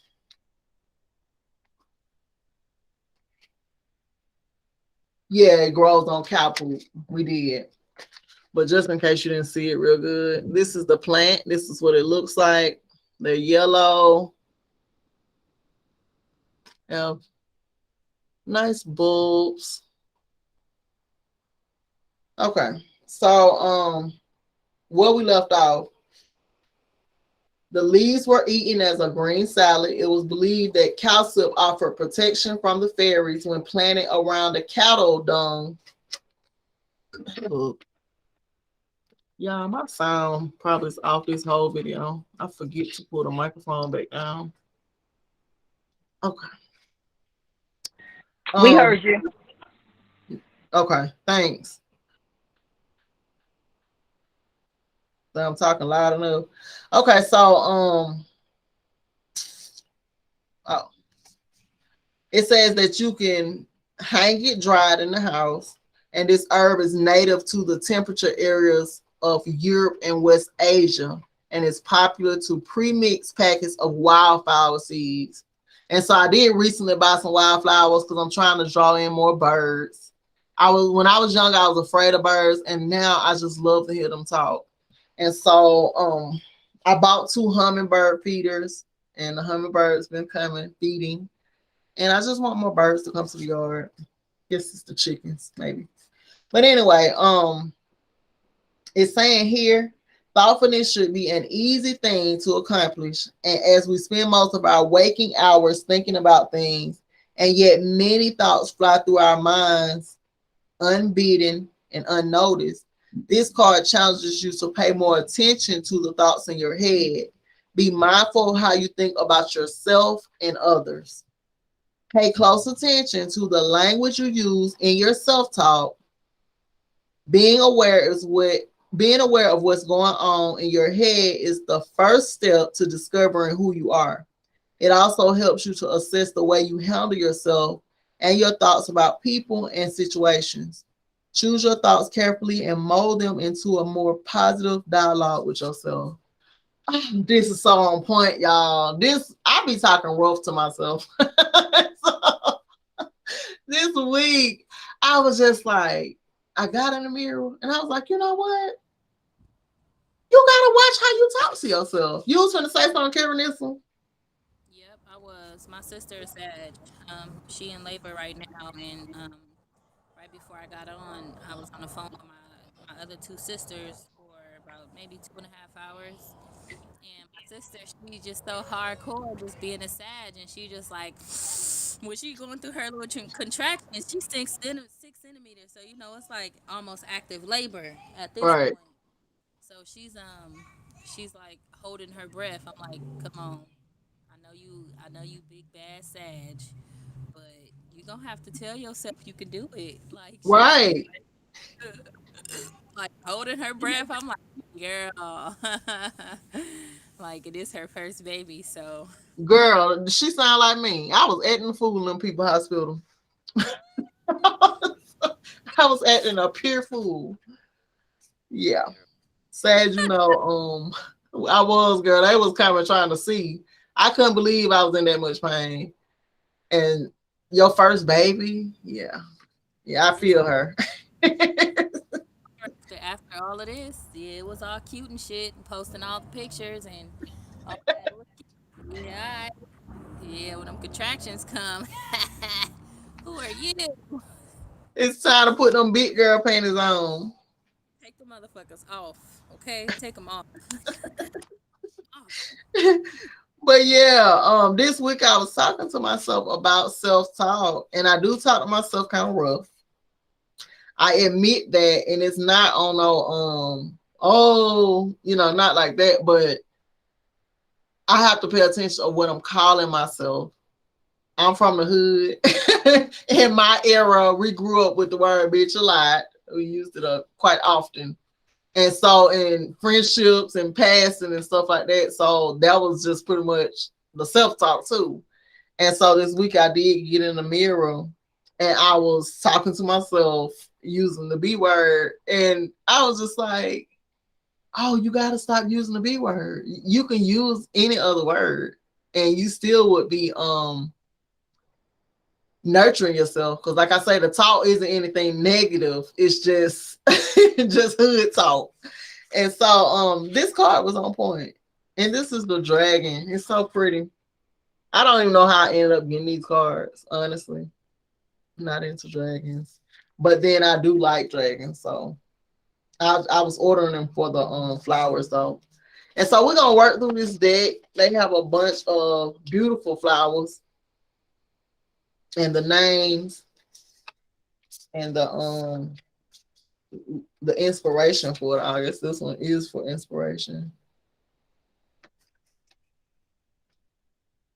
Yeah, yeah. All right, so yeah, I'm gonna pull up this video about the no dig bed for those of you that want or into creating a variety of ways of gardening. This is my first time using the no dig bed, and I'm looking forward to it. It was no big deal. We turned over the soil. We didn't dig in the ground. We did turn the soil over, and once we did that, I put the cardboard down, and that was it. It's not a long video. Here we have a peep. Well, this one is kind of long. He's planting. Let's just find a shorter version.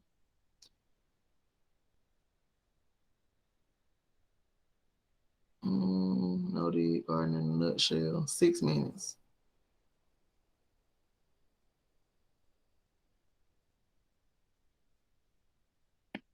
Meet Suvi, the magic. Let me screen share, y'all. Congratulations, Carnels. I want another baby. But yeah, Sag do be acting the fool in the hospital. We're not hospital people. I told her she waited at the house up until she was having like contractions 2 minutes back to back. So I just told her just wait, because when you get up in there, they feel like they control your whole life. And Mm-hmm. that's exactly why I did a home birth with my daughter. I had a birth plan. They couldn't control nothing but what them words said. I was like, I told my sister to print it out. She work a youth center. Been a I don't know, director of a youth center for like 20 years. oh really? And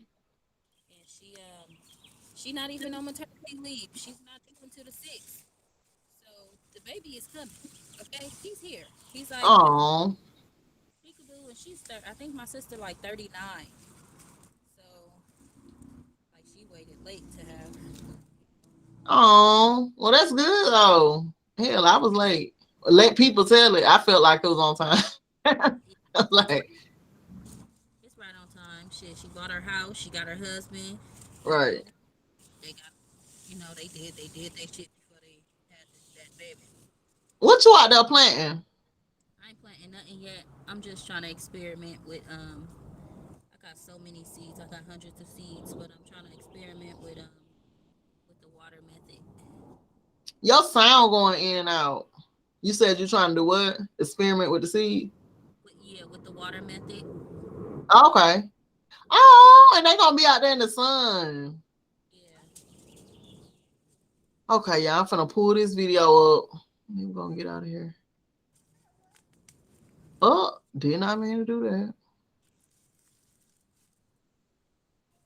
All right, this is a no dig bed. This is my first time trying it this year. And so if this works, I can do this all over my yard. We got a lot of yard. I don't have the strength to dig up the whole yard, and my husband works a lot. And so this might be what we're going with. I've saved some more boxes so I can do it again. Is it sharing? Yep. In recent gardening history, and in this video I want to give you a concise but informative snapshot into this incredible growing technique. The goal of no dig is simple, and that's to disturb the soil in the least possible way. This means no forks unless you're really trying to get out a massive parsnip. Whoa. And also no spades. Instead of digging or mixing organic matter into the soil, it is simply laid over the top. Popular gardening no-dig techniques include root stouts, hay mulch, pool gout, cheese. Yeah, I'm sorry, I came with the accent. I'm gonna find another one. While I'm doing that, I did want to share that he was talking about just gardening, also putting your compost on top of the soil versus most people would dig and put it, because I do. I layer my compost in the soil. With the no dig method, you would be just laying it on top every year. And this guy here, he is famous for a whole no dig bed. Let me see. We have a short video. Introducing indestructible shoes with breathable.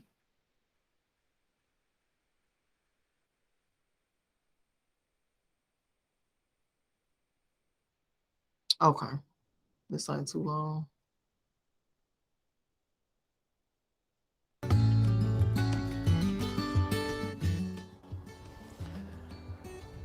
I want to show you some simple steps about starting no dig and explain it in some detail in relation partly to questions that I'm asked frequently. I did make a video about starting out no dig almost exactly 2 years ago, and you can see more in that video there. But what I wasn't doing at that point was actually starting from weeds. So this is starting from weeds, literally today, and smothering them. The key understanding that you don't need to remove any of the weeds, they just stay there. In this case, we're going to use cardboard as a base covering, and then with some compost on top. And there's some details within that. There's a bit of uneven ground where I'm going to put a bit of soil on to just make it level. That's an option. A lot of things I'm saying are options. You know, it's not like there's any rules here, not precise rules, except maybe one, which is to cover the weeds if you've got a lot of weeds. But if you don't have many weeds, you don't need the cardboard. Like, you know, it's not like no dig and cardboard are synonymous. For example, the ground behind me was, a year ago, a mass of weeds. When I say weeds, I'm meaning pasture weeds, a lot of grass, buttercups, dandelions, bindweed, some hogweed, some quite perennial, difficult weeds. And most of them are gone, except for the bindweed. There's some of that still there. We weakened it a lot by weeding it last year. Did y'all see that? The time-lapse video he was playing was of this yard. And before he put the soil down, it was all grass. That is deep. Okay, let me see. But basically that area of ground behind me, 1 year ago, was a mass of weeds, and now it's very clean. We've been cropping it. You can make no-dig beds and plant them straight away on the day even that you make them. This is actually February. It's the middle of February, so I'm not going to be rushing to plant anything today, except for one thing actually. I want to put in a few pea plants at the end. I think sometimes it's really good when you're watching like this to have a visual representation of what I'm talking about. So I want to put in these pea plants. You'll see how they can go in the compost. It's totally fine to plant into compost. That's another question I'm asked frequently. For some reason, on a lot of the search engines, people put, is it okay to plant into compost or so? And the answer comes out no. It's like, what is that? I don't know. But it is, and I've got lots of samples of different kinds of compost that I'm going to use today just to show you what they're all like and the possibilities for what you can do. Just going back a step before we begin, it's like deciding where you're going to put your bed, if you like, or it could be several beds. Beauty of no dig is you can scale up very easily. Here we're just going to do one small area for the video, but you could multiply this by 50 times, by plant into compost? That's another question I'm asked frequently. For some reason, Okay, so I don't remember if y'all remember, but I was telling y'all the healthiest tomatoes that I did grow last year was out of a compost bin, and they grew all the way until we had to literally uproot the plant. They were just steady growing.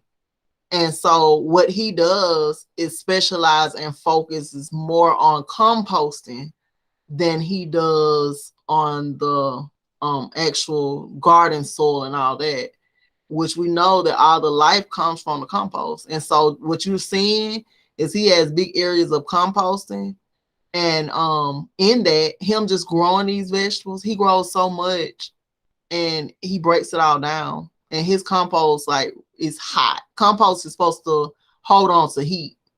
The heat is what activates the stuff in the soil to break on down. And so this guy, and let me see what is his name. Charles Dowding. He's on YouTube.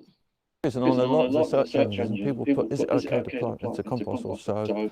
And the answer comes up, no. It's like, what is that? I don't know.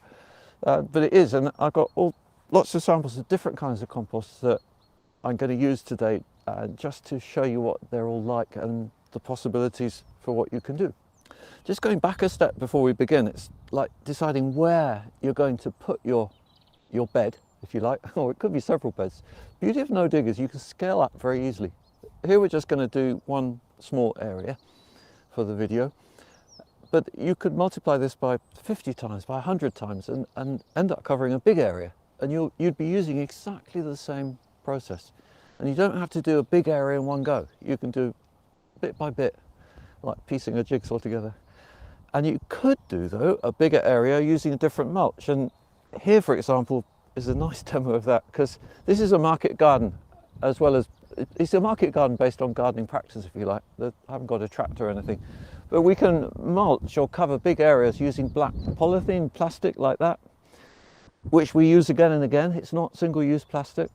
And that has been on the ground for just over a month now. And already the weeds are weakening. It's the same principle of light exclusion. That's a key phrase to bear in mind. If you exclude light from plants that are growing, they will be weakened and their roots will gradually die in situ without you having to remove them. That's one of the beauties of this method. So it's little work needed. And the other beauty is that the soil is not disturbed. This is the other facet of no dig. This soil here, to grow all this abundance of grass and weeds, is in a very healthy state. It's got a fantastic structure. All those roots are in there. And once they die, the structure is still there. And not only the physical structure, but also all the biological life process, which if we dig it, disturb it, we're breaking so many things. The wonder of soil, most of it we don't see. I actually was looking at some soil through a microscope yesterday, and it blew me away. The amount of life and activity in there in February. Actually, some of it was soil from the polytunnel, so a little bit further on, if you like, from being a bit warmer, but even so.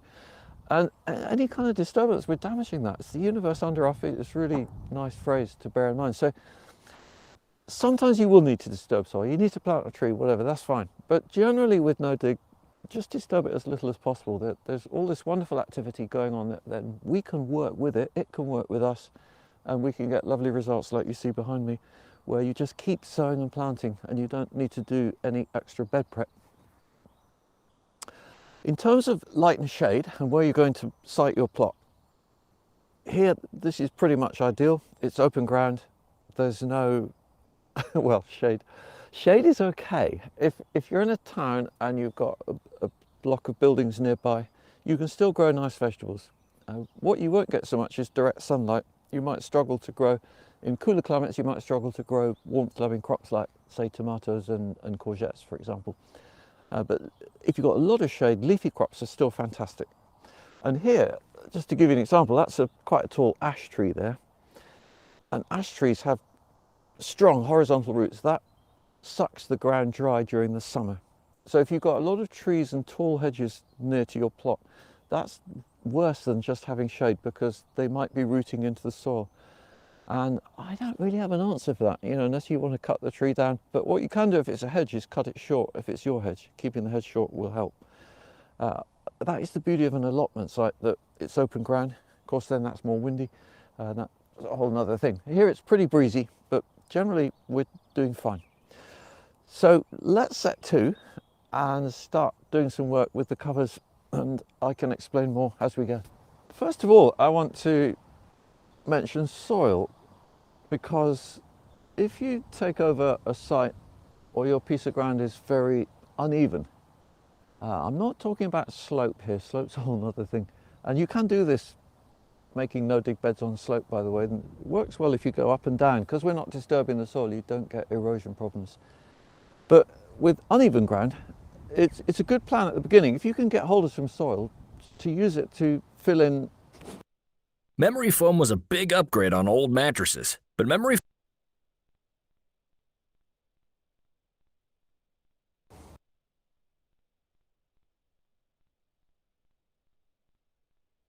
almost like there might have been a ditch at one point. Now, it would be fine to leave that there. It's actually, you know, I can still grow nice vegetables on it. But since this is starting up point and I'm making beds that could be here for decades, it's a chance at this point to get the ground nice and level. And soil is better at this than compost, because soil is much denser.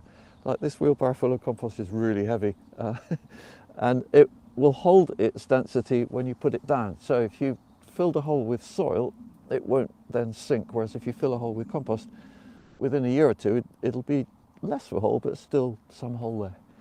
And a quick word on weed roots, because I know that a lot of you worry about them. Well, I do too. I want to show you some examples. This is what was growing in this soil, or what is growing in this soil. That's bindweed, in case you wonder if you ever see a weed root like this. And characteristic is these incredible contortions. And we have a saying around here, we call it the devil's gut.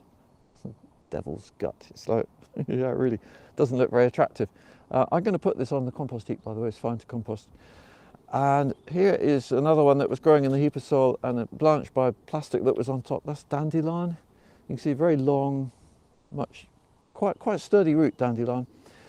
Now, if I left that in, that will die, because we're going to be putting cardboard on it and then compost, whereas this one might not. So I'm just paying attention to fish out the bindweed roots, but I'm not so worried about dandelion. I'm not worried about this one either. To give you an idea though what it looks like, that's buttercup, creeping buttercup ranunculus, and you can see very tenacious roots. Very difficult to weed, to get out of soil if you weed, but easy to smother with this beautiful method of no dig.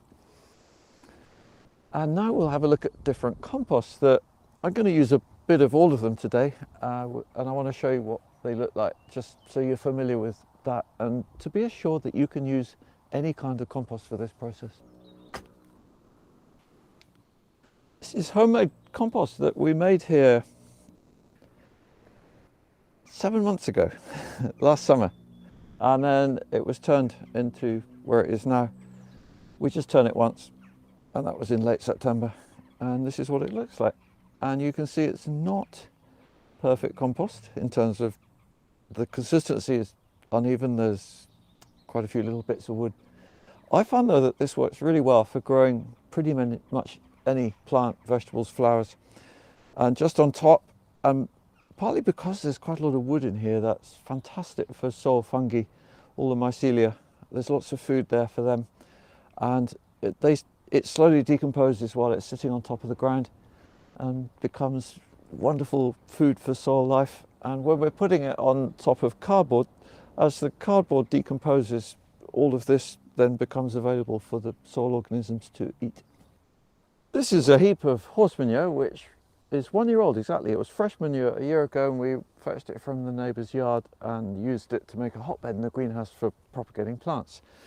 And we moved it out in May, so for 9 months it's been here, most of the time covered in a polythene sheet. And I'm just scooping some out from in here to give you an idea what it's like more in the middle. And you can see there's quite a lot of worms. And worms generally indicate that there's still decomposition happening. It's fine to use compost manure, whatever it might be, that has worms busy in it, and they will carry on working after you put it on the ground. So this is one of the possible compost you can use for no dig in the process that we're doing here, putting it on top of cardboard on the ground. This is cow manure, which I purchased last spring, so it's been sitting here a long time, and look at the difference to horse manure. It's quite dry and it breaks up very readily, and part of the reason is the horse manure was bedded on straw and that's more sticky. This is fibrous wood, and unfortunately some of the wood fibres were actually kitchen laminates, I think, kitchen counters, bits of plastic in here, so that's something we're fishing out. But it's a nutritious compost. There's cow poo and bedding, and that's a good compost to use for no dig beds. This is 3-year-old wood chip, and you can see that it's actually quite like compost, but it's also, the heap's been here for a year. Look at all these bindweed roots, and so I've been fishing out the bindweed roots before spreading it, and there are some quite big lumps of wood still, so I wouldn't call this compost, and I'd be careful using this as an ingredient for a no dig bed. Really the best way to use it is on top, woody material where you've got large pieces of wood, this kind of thing, a lot of that can take the nitrogen. So best use wood chip of any kind really as a surface material only, unless it's really well decomposed. This we call green waste compost, which was delivered here 10 months ago, and it's from people's garden waste. It's been shredded and then composted at high temperature. That's why it's so black. It's not the world's best compost, but it's very usable as soil food. Basically, it's carbon rich and nice texture. It's improved from sitting here a while and getting some microbes in, and again it's had bindweed roots, and so I've been fishing them out.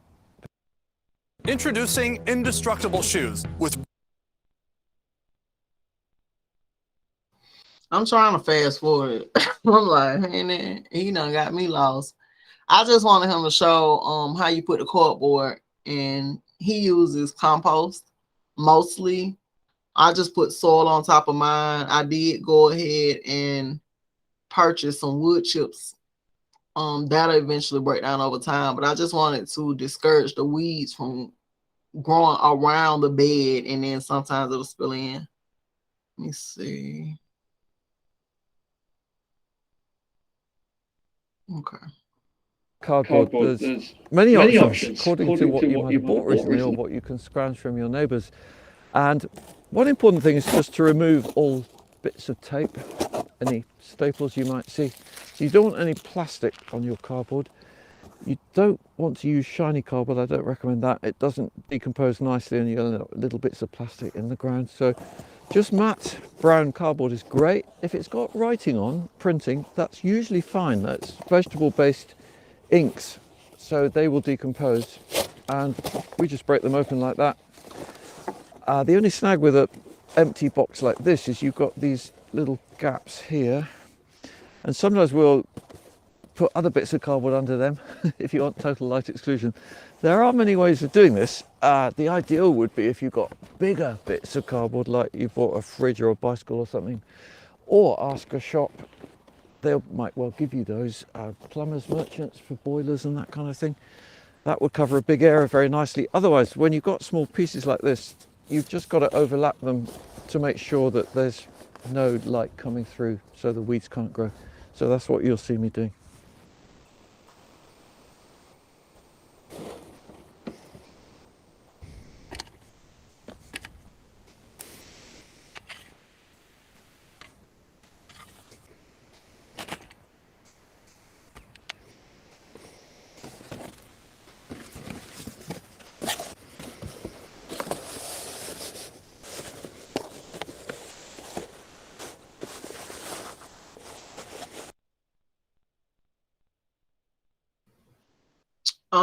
Again, you can make this method your own. I can't say that I took every piece of tape off my boxes. I just wasn't thinking. He made a good point. produces the sand in the soil. I mean, the plastic in the soil over time. And so next time I'll be a little more intentional. But what he is showing you is just, I went to Walmart. They have boxes all around. I got some bicycle boxes. I laid it down in this manner. I did not use any plastic. Like he's killing the weeds and then putting it all down. For me, my husband turned over the soil, and so all of those weeds or whatever grass that was there, it was turned over. Then we put down the cardboard, and I put down compost next, and then I put down the soil over the compost. I didn't think for it to be sitting up top, but he says that that's how he adds his compost to his soil. And so I purchased mine. He makes his. I don't know if that makes a difference, but this is just unique to me. Look at how he moved the wood.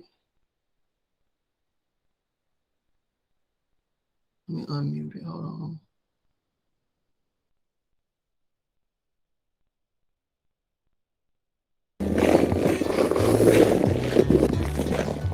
Have a wooden piece of wood as a sort of border marker, and just to hold the compost to the edge and make a clean edge and stop the weeds coming in. And then you can keep them for a while and then take them off, and then not serving a purpose anymore. And you'll see quite often there are slugs and pests hiding in the wood behind. So in the end, you're better off without them, but you can use them like this as a kind of container.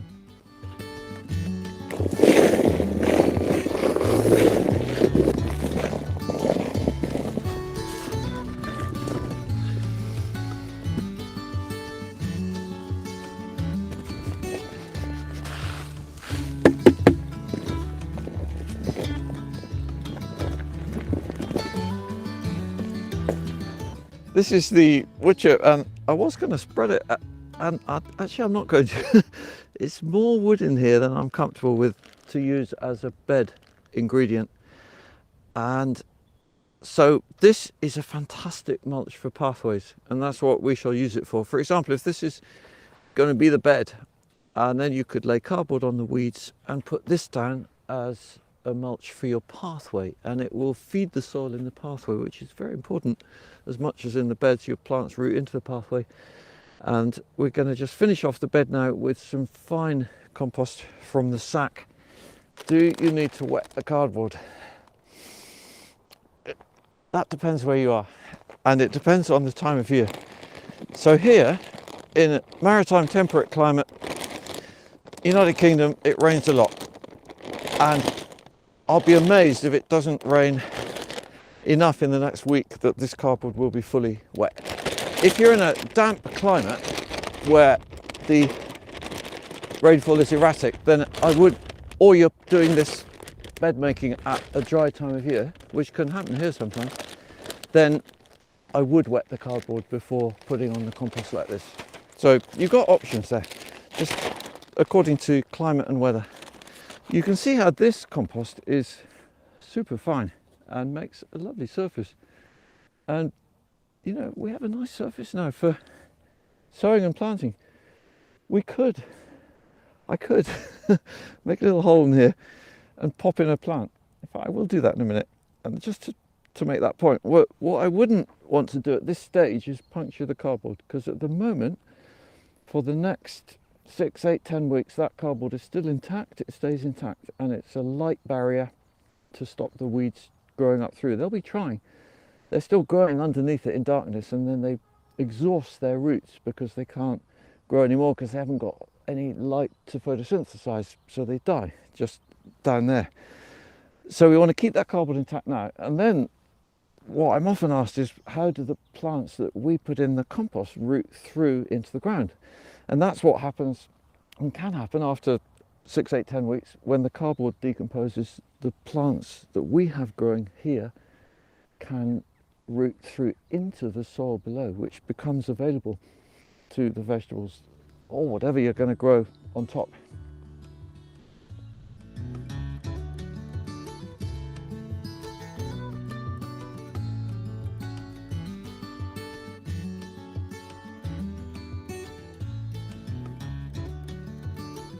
So this has been about the no-dig method. It's not about creating the finished product just all in one hit like this, but you can do if you're clear about where you're going, where you want the beds, where you want your paths, and make a whole garden like this. Or you can make just one bed. It's understanding the process is what I've been looking to help you with. Light exclusion on weeds, compost on top. Just in this case, and with these plantings I've made here, this was just a demo. Actually, I would put another 5 centimeter, maybe 2 inches on the cardboard if I wanted to plant straight away, because here at the moment, you can see the cardboard's right there. There's only about 3-4 centimeters in much of this area on top of the cardboard, and it's not quite enough for doing a planting straight away. But if you didn't have many weeds, you wouldn't need the cardboard. You could put this much compost on top and plant straight away. It's just so many options according to what you're starting with. To find out more, do have a look in my book, No Dig Gardening. In fact, I've written quite a few books about this, and also we've put up an online course, No Dig Gardening, and have fun trying a few different things and try out some of the ideas I've shown you here.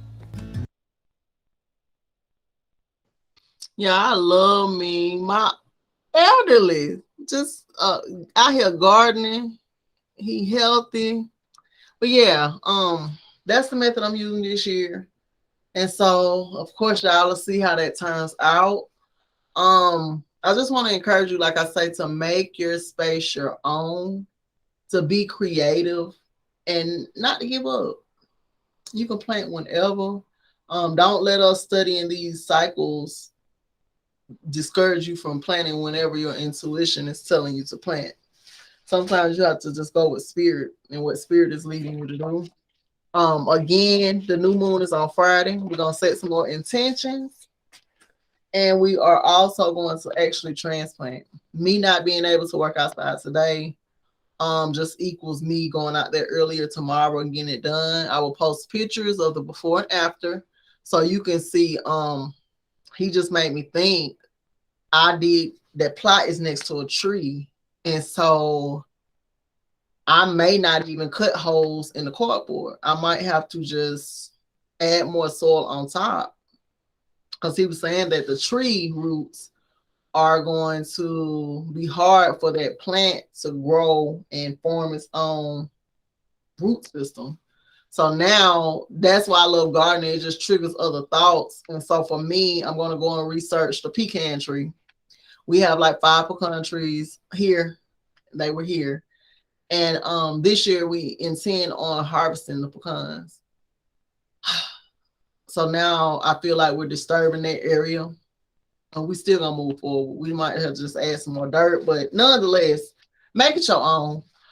Listening and going out into the world of gardening, there are resources everywhere. KTsAlchmy, my link is in the Patreon. We have a Pinterest as well. And so what I'm going to start doing now is to post some of those pictures and gardening tips over to Pinterest, because it's a do-it-yourself type of thing. And then in gardening, it is wiser for you to be building your own boxes. You can purchase boxes. I love the metal boxes that everybody using, but I also think about the earth element, and that's why I prefer purchasing the wood and using the wood. Nothing wrong with the metal. It's just I like the earth element, the wood. I feel like there's magic in that. Most of the boxes that we built, we try to use cedar. If it's not cedar, it's like a plywood cedar, which is cedar broken up into pieces and pressed together. It's just not complicated. You want to go with whatever is cost friendly for you. We use the plywood around here because it is more price friendly. You can do more with less, and then you can always go back and seal your wood. You don't have to just leave it natural. I do. Probably gonna regret it this year, but the other thing with the plywood is if you see there's a problem coming, you can always take a better quality of wood and go around those gardening boxes and re-secure things. And so if you're not doing garden boxes or the no dig, you are using containers, go to Walmart and get you some paint buckets. I see people with beautiful gardens in paint buckets. If you have to use something a little bit smaller, just keep in consideration that plants have root systems. And so we talk root systems. Corn doesn't need a big container to grow and be good in. It has a shallow root system. You want to be into researching what you're planting so that you can provide the ideal environment for that plant to thrive and grow, because you are going to be nourishing your temple with it. And so it's just energy returned to you. And I was looking at a video earlier, a lady, she planted all these seeds, and then she went through to pick out what she felt was the weakling. And everybody knows that children and plants don't grow at the same time. And so just because your child isn't developing or your plant is the rate of others doesn't mean it's a weakling. And so she went through plucking and killing all of those other seedlings. And then she was like, at the end, she was like, I know it's kind of harsh and I don't want to end these lives. And it's like, but you did, sis. You plucked them out when you could have just planted a minimum amount of seeds. I suggest that you plant seeds under 5. If you're not going to be able to take care of them, don't plant a whole pack at one time. That's why we talked last week about storing your seeds. Get you some proper containers so that they can last a little longer. Seeds do go what they call dormant, and sometimes you can bring them back using the sprouting method in the water and the peroxide. I'm so excited, y'all. I ordered my grape seeds. The ones me and Cameron Nissel were dealing with on, I'll say the other day when we went live. That one, I clipped the grape heads off. And so I did want to share with y'all that because I didn't post a video. When you're dealing with grape seeds, you know how the seed is shaped. You got the pointy end. You're going to take some nippers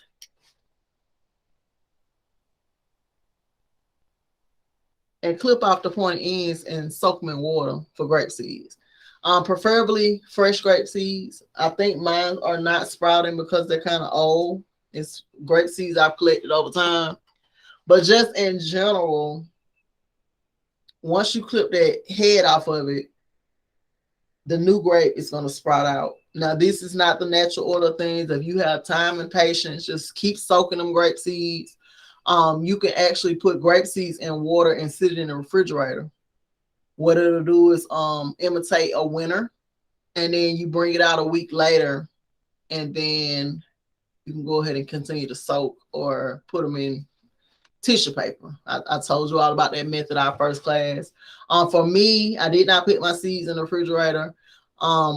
Are they sprouting? No, I feel like they dried out over time. They weren't properly stored. And so I ordered some fresh grape seeds. I researched this week. This is what I do all week, y'all. I just be deep in it.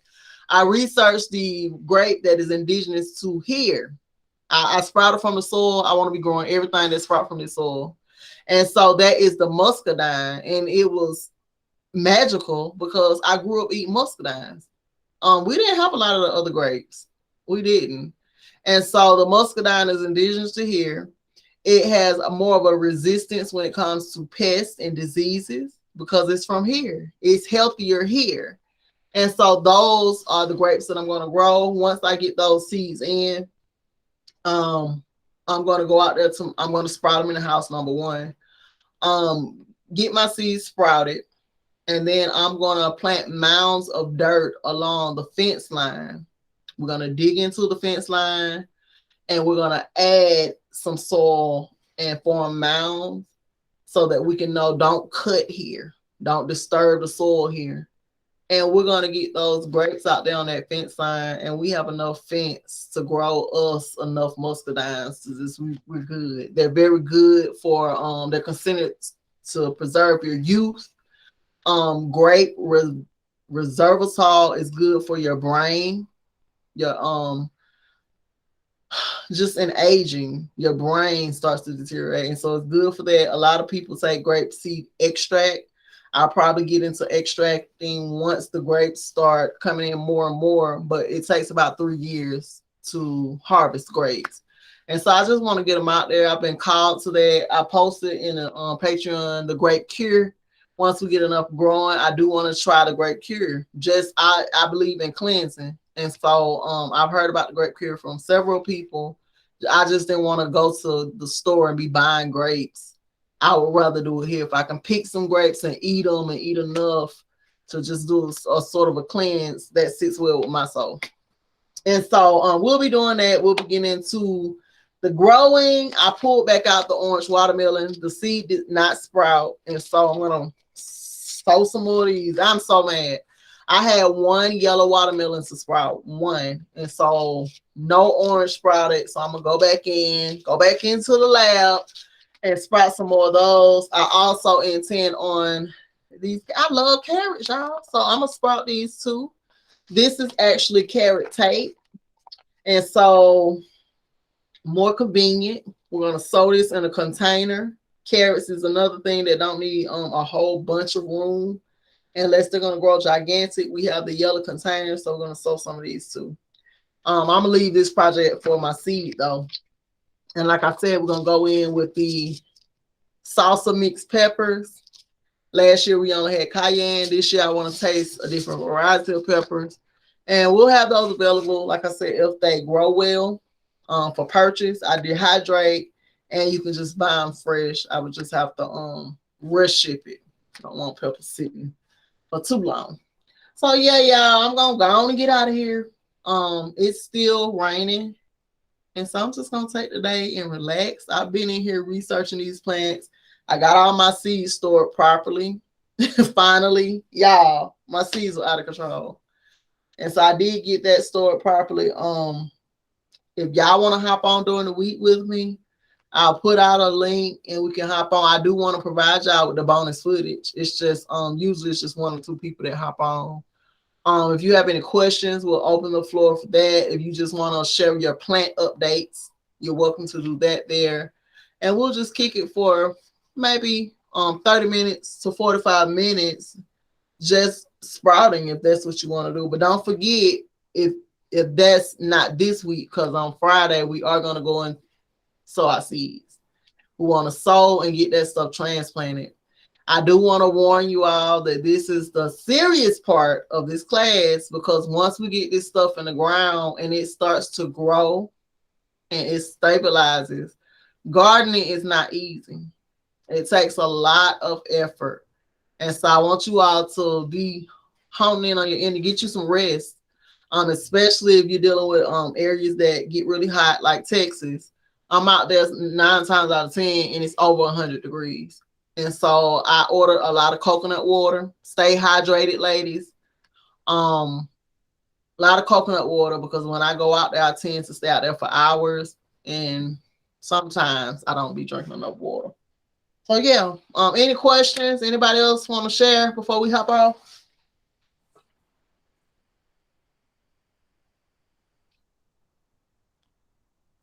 Nope. Happy gardening. You said what? I said no. Happy gardening. Happy gardening, y'all. Right. I definitely gonna try that technique. Which one? The no dig. I'm gonna try it. Yeah. See how it goes. You should, because it's to me, I was like, girl, do you know how many times I went out there and dug up that yard? Yeah. I was just like, done. Yeah. Try it. Let me know how it goes. I'm just collecting boxes at this point because we have room, and I just feel like when you given the room and space and you still don't do, it's kind of like bad energy. And so I want to get some stuff going even in the fall. It's just the chickens. They just be eating stuff up. You know? So we can get that going. New moon. Get your parchment paper ready. We're gonna go back in. Me personally, I did not put my parchment paper in the seed starting pots. And so I'm gonna have mine ready, cut up on some little notes. And when I'm transplanting, I'm gonna put that directly in the ground. And so we'll see y'all then. Friday.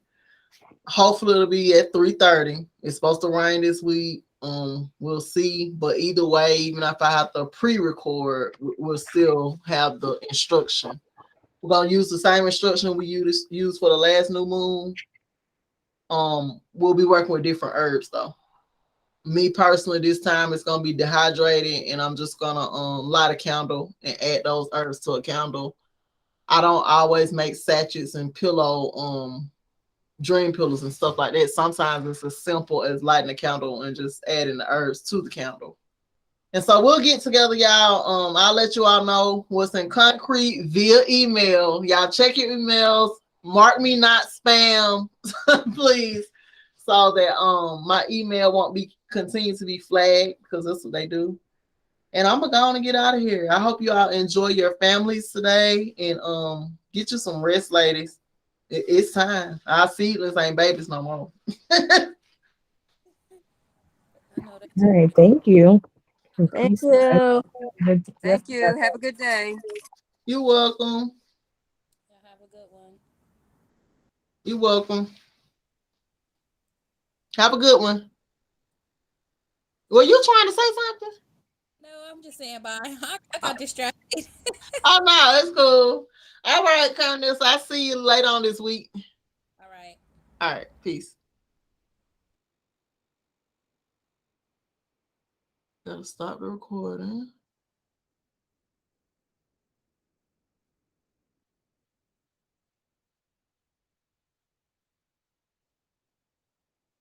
Okay. There we go. Start recording.